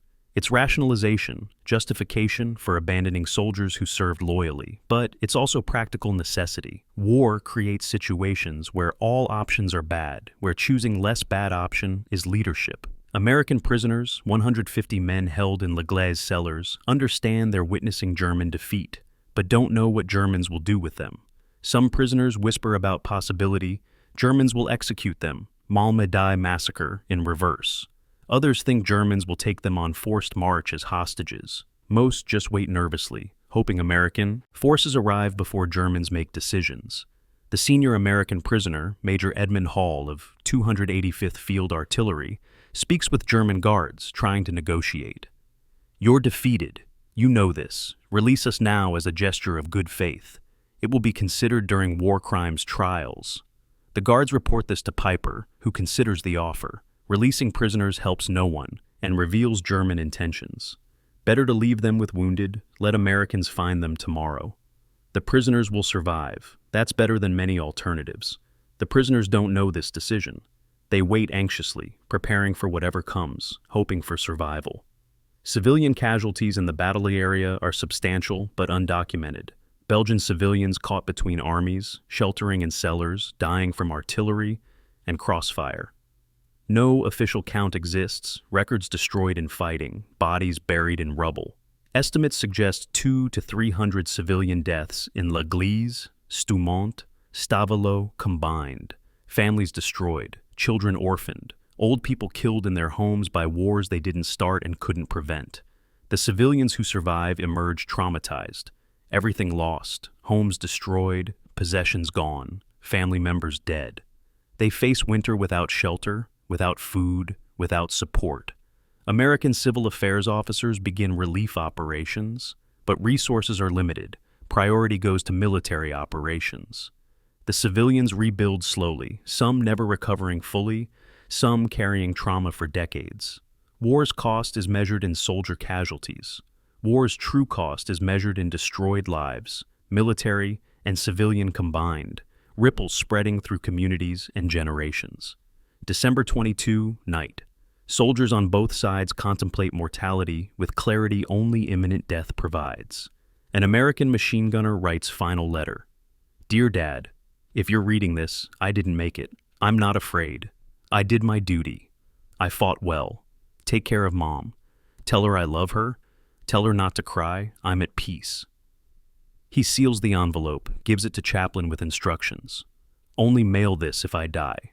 A German tank commander removes wedding ring, gives it to subordinate with instructions. "If I don't survive, return this to my wife. Tell her I thought of her at the end." The subordinate protests. "You'll survive, sir." The commander shakes his head. "Perhaps, but if not, promise me." The subordinate promises. These small rituals provide comfort, sense of continuity beyond death, belief that memory will survive even if body doesn't. Soldiers make peace with death privately, each according to their nature and beliefs. Some pray, some write, some just accept. Death is certain eventually. War just advances the schedule. The breaking point comes differently for each soldier. Some break gradually, accumulation of stress and horror, finally overwhelming resilience. Others break suddenly, single incident that destroys psychological defenses. A German soldier watching friend die from gut wound, taking hours, screaming, breaks completely, shoots himself, dead before anyone can stop him. An American soldier clearing building encounters German boy soldier, maybe 15 years old, too young for uniform but wearing one anyway. The American can't shoot, can't kill a child. Hesitates. The boy soldier shoots him. The American squad member kills the boy, then breaks down crying for dead friend, crying for dead boy, crying for everything wrong with war that forces children to fight and die. The breakdown is complete, soldier unable to function, evacuated for combat exhaustion. War creates these moments continuously, morally impossible situations, choices between terrible options, trauma accumulating until psyche shatters. The breaking point isn't weakness, it's normal human response to abnormal horror. Some soldiers break, some should break, but don't, suppressing trauma, storing it, carrying it until decades later, it explodes as PTSD or depression or substance abuse. Breaking during combat is sometimes healthier than not breaking, accepting limits, admitting humanity. But armies need soldiers who don't break, who function despite trauma, who kill and fight and endure. So, the broken are evacuated and those who suppress their breaking remain, and the war continues, creating new trauma, new breaking points, new casualties visible and invisible. By midnight, December 22nd, both armies prepare for final acts. Germans at Gleize prepare breakout, soldiers checking weapons, discarding heavy equipment, accepting their infantry now, despite being tankers and mechanized troops. Americans surrounding Gleize prepare for dawn assault, amassing overwhelming force for final attack. Neither side knows the other's plan. Germans think Americans will attack tomorrow. Americans think Germans will defend until overrun. Both are partially wrong. The battle isn't over, but it's reaching conclusion. One way or another, by December 24th, the fighting at Gleize ends, either through surrender, annihilation, or escape.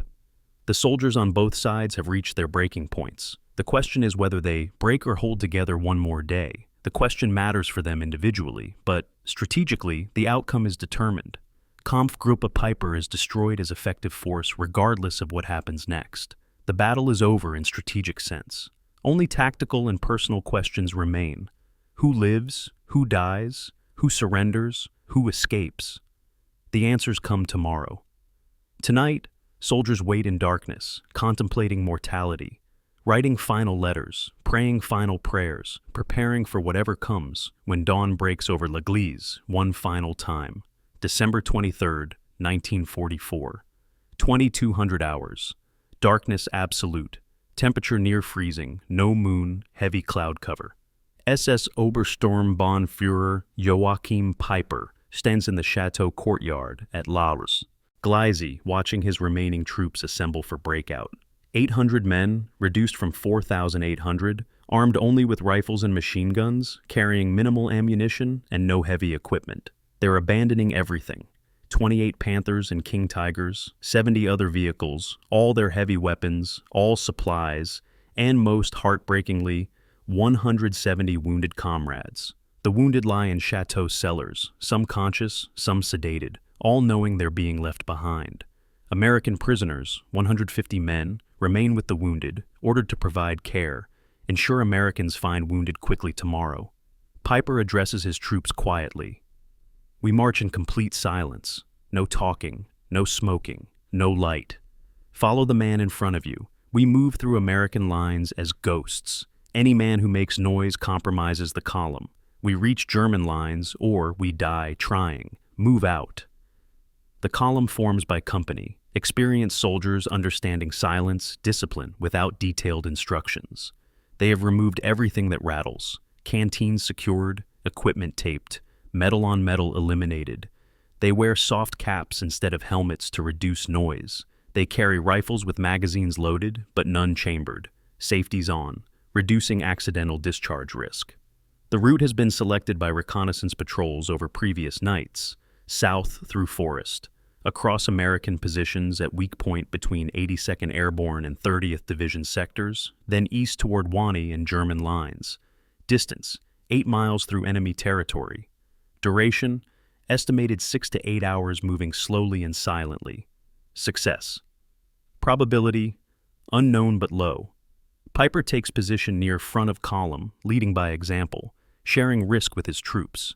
He's done everything possible to prepare. Now it's execution, discipline, and luck. The column moves out at 2300 hours, 800 men walking into darkness.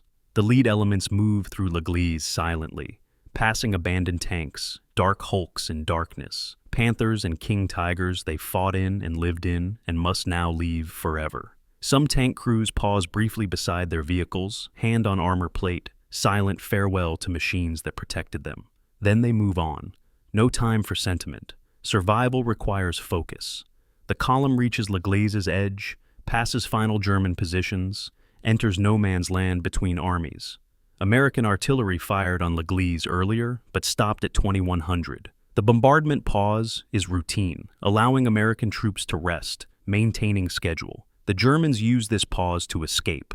Perfect timing or fortunate coincidence. Either way, the artillery silence helps. The column moves through cratered ground, stepping carefully, avoiding shell holes, maintaining noise discipline. 800 men moving, and only sounds are breathing and soft footfalls on frozen ground. It's eerie, ghost column indeed. Hundreds of armed men drifting through darkness like spirits. The first American position is 82nd Airborne Outpost, squad-sized, located on hilltop overlooking valley.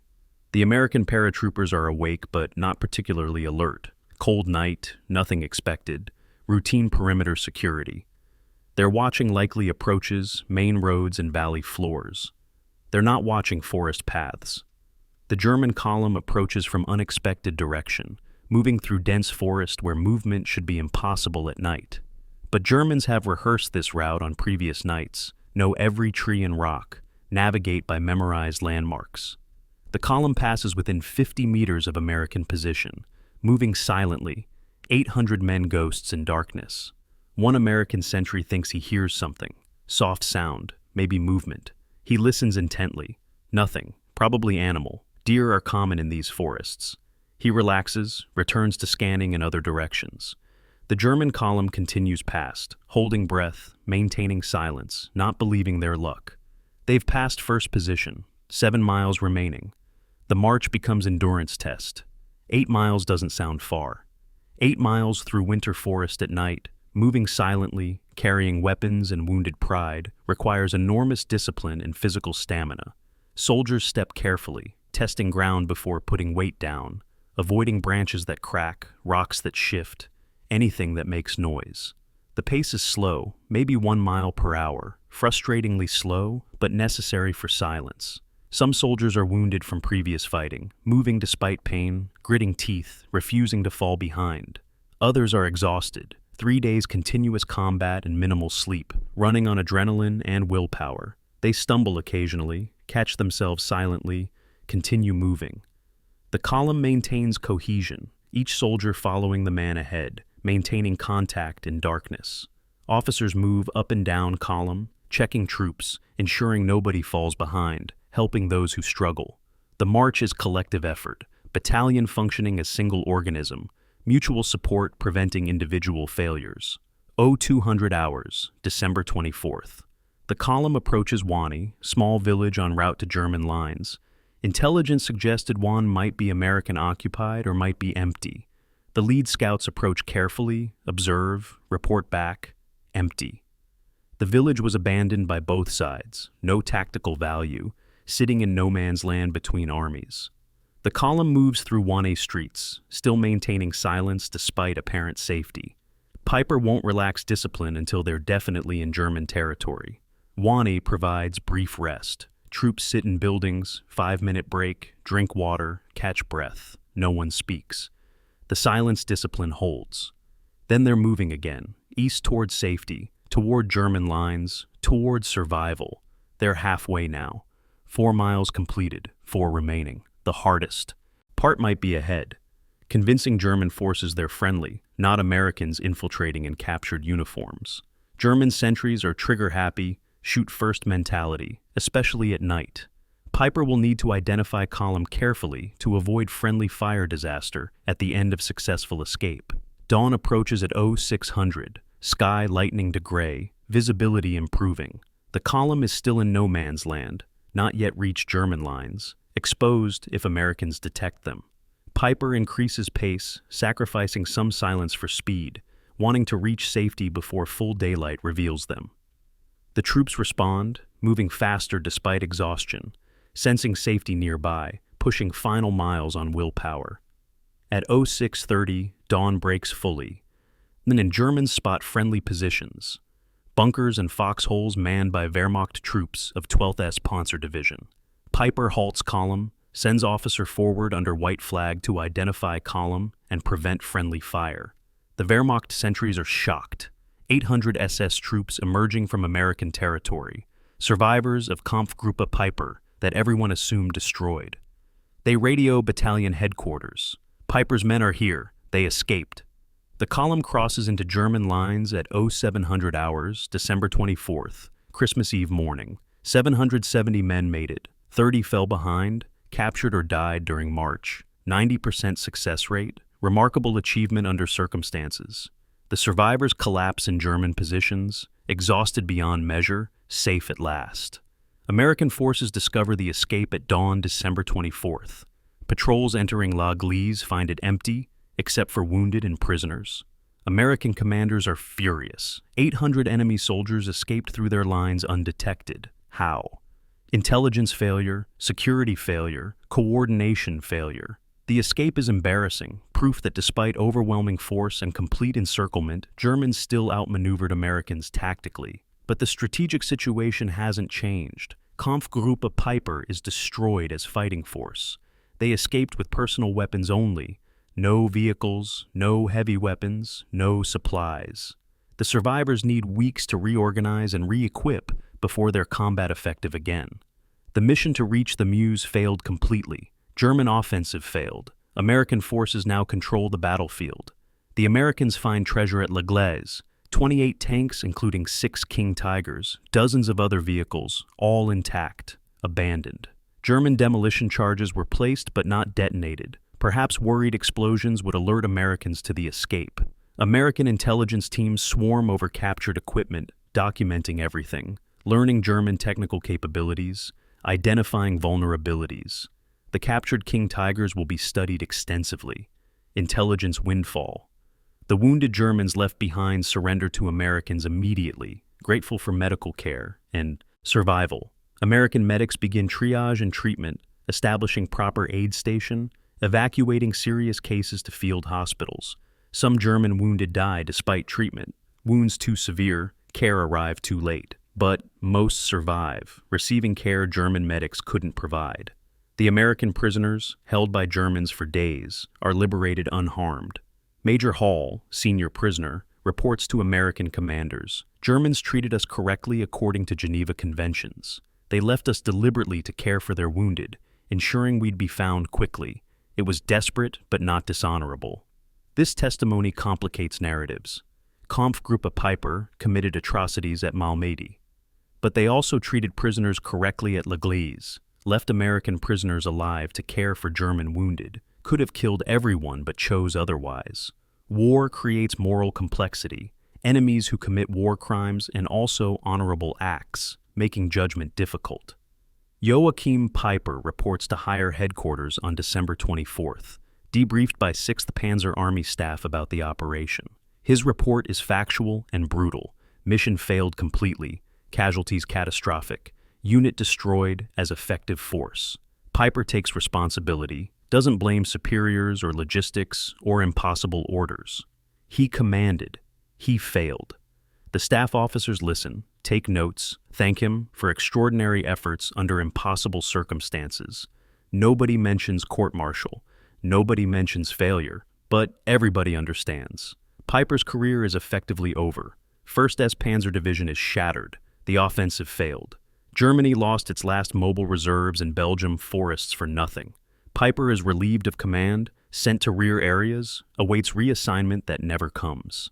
He spends the remaining war months in administrative positions, never commanding troops again. The warrior's career ended not in battle death, but in failure and retreat. Perhaps that's worse. The Ghost Walk becomes legend in both armies. Germans respect Piper's tactical skill in extracting most of his force despite impossible situation. Americans respect the discipline required to move 800 men silently through their lines. But respect doesn't change outcomes. Strategic analysis is clear. Kampfgruppe Piper's deep penetration achieved nothing except casualties on both sides. The offensive failed. The Meuse was never threatened. Allied armies weren't split. Germany expended irreplaceable resources for zero strategic gain. The Battle of the Bulge continues for weeks more, fighting throughout the salient, but outcome is certain after Gleize. Germany can't win. Germany can't even achieve limited objectives. All Germany can do is prolong defeat, buying time with blood, delaying inevitable.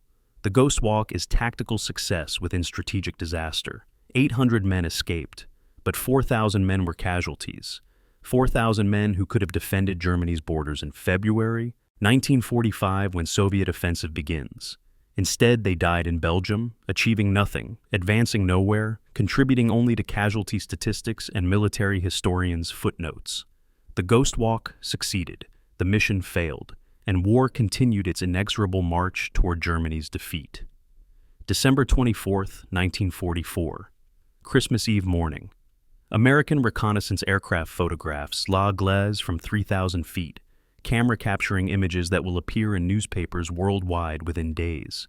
The photographs show a graveyard of German armor, 28 tanks in neat rows, Panthers and King Tigers abandoned intact, sitting silent in snow like museum exhibits. American technical intelligence teams swarm over the tanks, measuring armor thickness, examining gun mechanisms, documenting every detail. A King Tiger turret weighs 15 tons, thicker armor than any Allied tank possesses. The 88mm gun can penetrate any Allied armor at 2 kilometers. These tanks are technological marvels, representing pinnacle of German engineering. But they sit immobile in Belgian village, abandoned for lack of fuel, monuments to strategic failure. Technology without logistics is useless. Germany built world's best tanks. America built supply systems to keep worse tanks running. The photographs tell complete story. German technical superiority defeated by American industrial superiority. The war's outcome visible in abandoned steel. Belgian civilians return to their villages, surveying destruction that war created.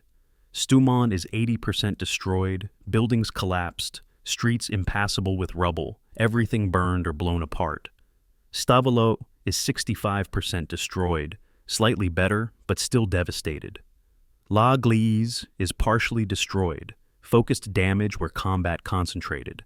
Civilian casualties are counted slowly, bodies found in collapsed buildings, buried in temporary graves, identified when possible. Final count, approximately 300 Belgian civilian deaths in Stoumont, Stoumont, and Gleize combined. 300 people who didn't fight, didn't choose sides, didn't participate in conflict, killed because armies fought through their villages. American civil affairs officers begin relief operations, distributing food, medical care, temporary shelter. The civilians are grateful but traumatized. One old Belgian man tells American officer, "You liberated us, thank you. But liberation destroyed everything we had. I don't know if we can rebuild." The officer has no answer. War destroys. Sometimes what it destroys can't be rebuilt. That's war's true cost. American casualties for the entire Battle of Stoumont are tallied. Approximately 2,500 casualties, 800 killed, 1,700 wounded. 30th Infantry Division, which bore the brunt of fighting, suffered 40% casualties in some battalions. Company C 119th Infantry, which held initial defensive positions, suffered 60% casualties, entered battle with 140 men, ended with 56 effectives. The casualties are replaced, new soldiers arriving from replacement depots, strangers joining veteran units, learning combat from survivors. But units never recover completely from such losses. Veterans know who's missing. Each replacement highlights absent friend. The division functions, fights future battles, continues the war. But the cost is carried by survivors, memories of dead friends, psychological scars alongside physical ones. Victory is achieved, but victory is expensive, and some costs are never repaid. German casualties are catastrophic. Approximately 4,500 men, representing 90% of Kampfgruppe Piper's strength. 1,000 killed in action. 2,000 wounded, most captured by Americans. 800 escaped during breakout. 700 captured unwounded during operations. The statistics are clinical. Behind each number is individual tragedy. German soldier killed far from home, buried in temporary grave, family receiving telegram, mother crying for dead son, wife mourning dead husband, children orphaned by war their fathers didn't start. The human cost transcends nationality. American mothers cry like German mothers. Belgian children suffer like Polish children. War creates universal suffering, regardless of uniform or flag. The victims are universal. Only the politics change. January 1945. The Battle of the Bulge concludes with German retreat, salient compressed, American forces regaining lost territory. Strategic analysis is clear. Germany's last offensive failed completely. Hitler's gamble lost everything it wagered. German mobile reserves were destroyed, fuel was consumed, ammunition expended, equipment lost, for zero strategic gain.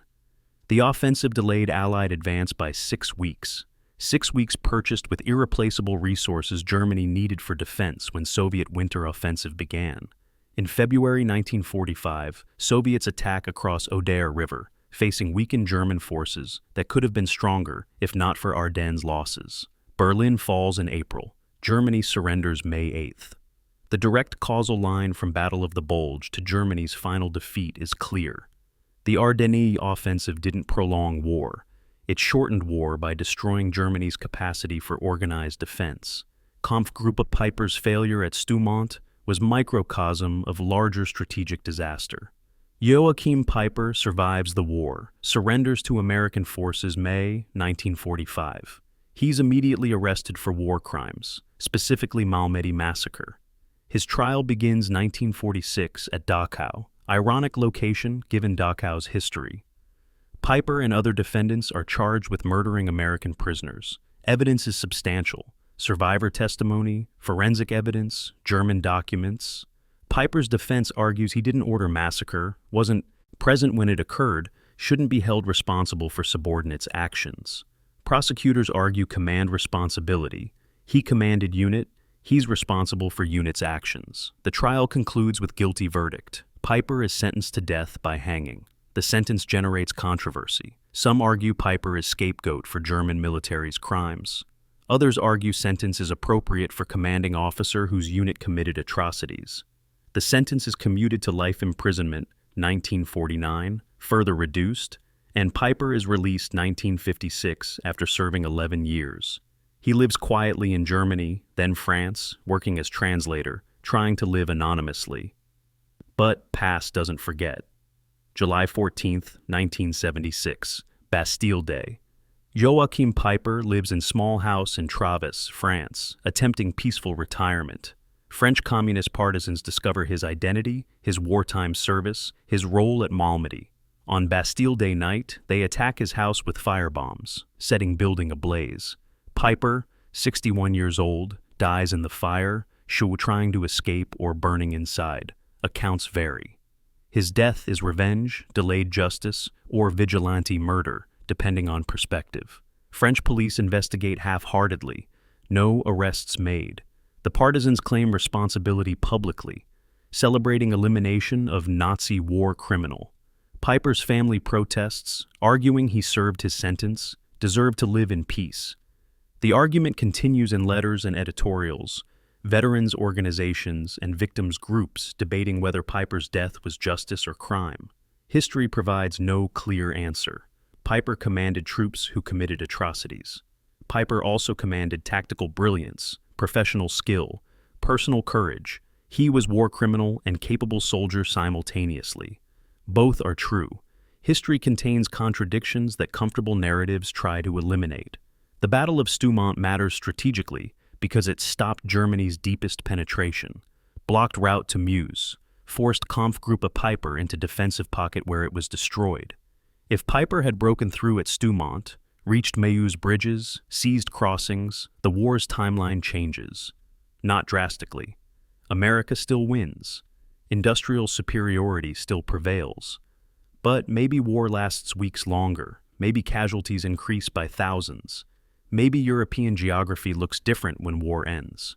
Alternative histories are speculation. What actually happened is fact. Stoumont held, Peiper stopped, German offensive failed. The soldiers who held Stoumont, who died in that Belgian valley, who fought in that narrow defile against overwhelming German armor, those soldiers changed history. Most of them never knew. They just followed orders, held positions, fought until relieved or killed. They didn't see strategic picture. They saw the tank in front of them, the enemy to their immediate front. the mission they were ordered to accomplish. Small unit, actions determine strategic outcomes. Individual courage created historical consequences. That's warfare's nature. Privates and sergeants making life-death decisions that generals can only ratify afterward. 60 years later, Stoumont rebuilds. The village is restored, modern buildings replacing destroyed ones. Tourism develops, battlefield tours, museums, historical markers. Every December, commemorations occur, veterans returning, giving speeches, laying wreaths, remembering. Fewer veterans each year, aging and death claiming the generation that fought.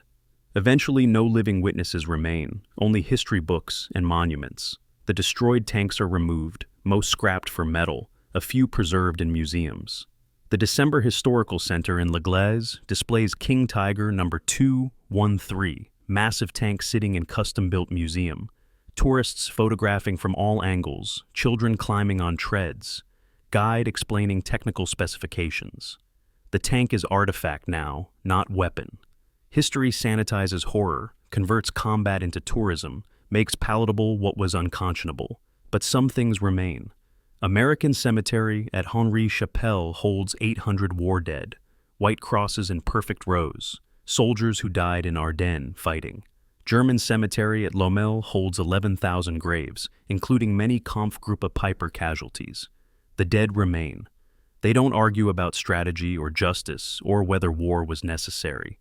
They're just gone, and the living must remember. The lesson of Stoumont is arithmetic. American material superiority defeated German tactical superiority. Numbers defeated skill. Resources defeated courage. Industrial capacity defeated military prowess.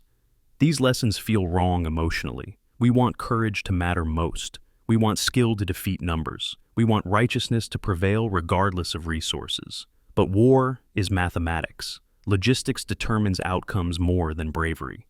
Germany had brave soldiers, skilled commanders, excellent equipment. Germany lost because it couldn't supply its forces, couldn't replace losses, couldn't match Allied industrial output. Kampfgruppe Piper died from fuel starvation before it died from American fire. The Panthers and King Tigers at Gleize were abandoned intact, not destroyed by enemy action, but by German logistics failure. Technology without resources is useless. Courage without support is insufficient.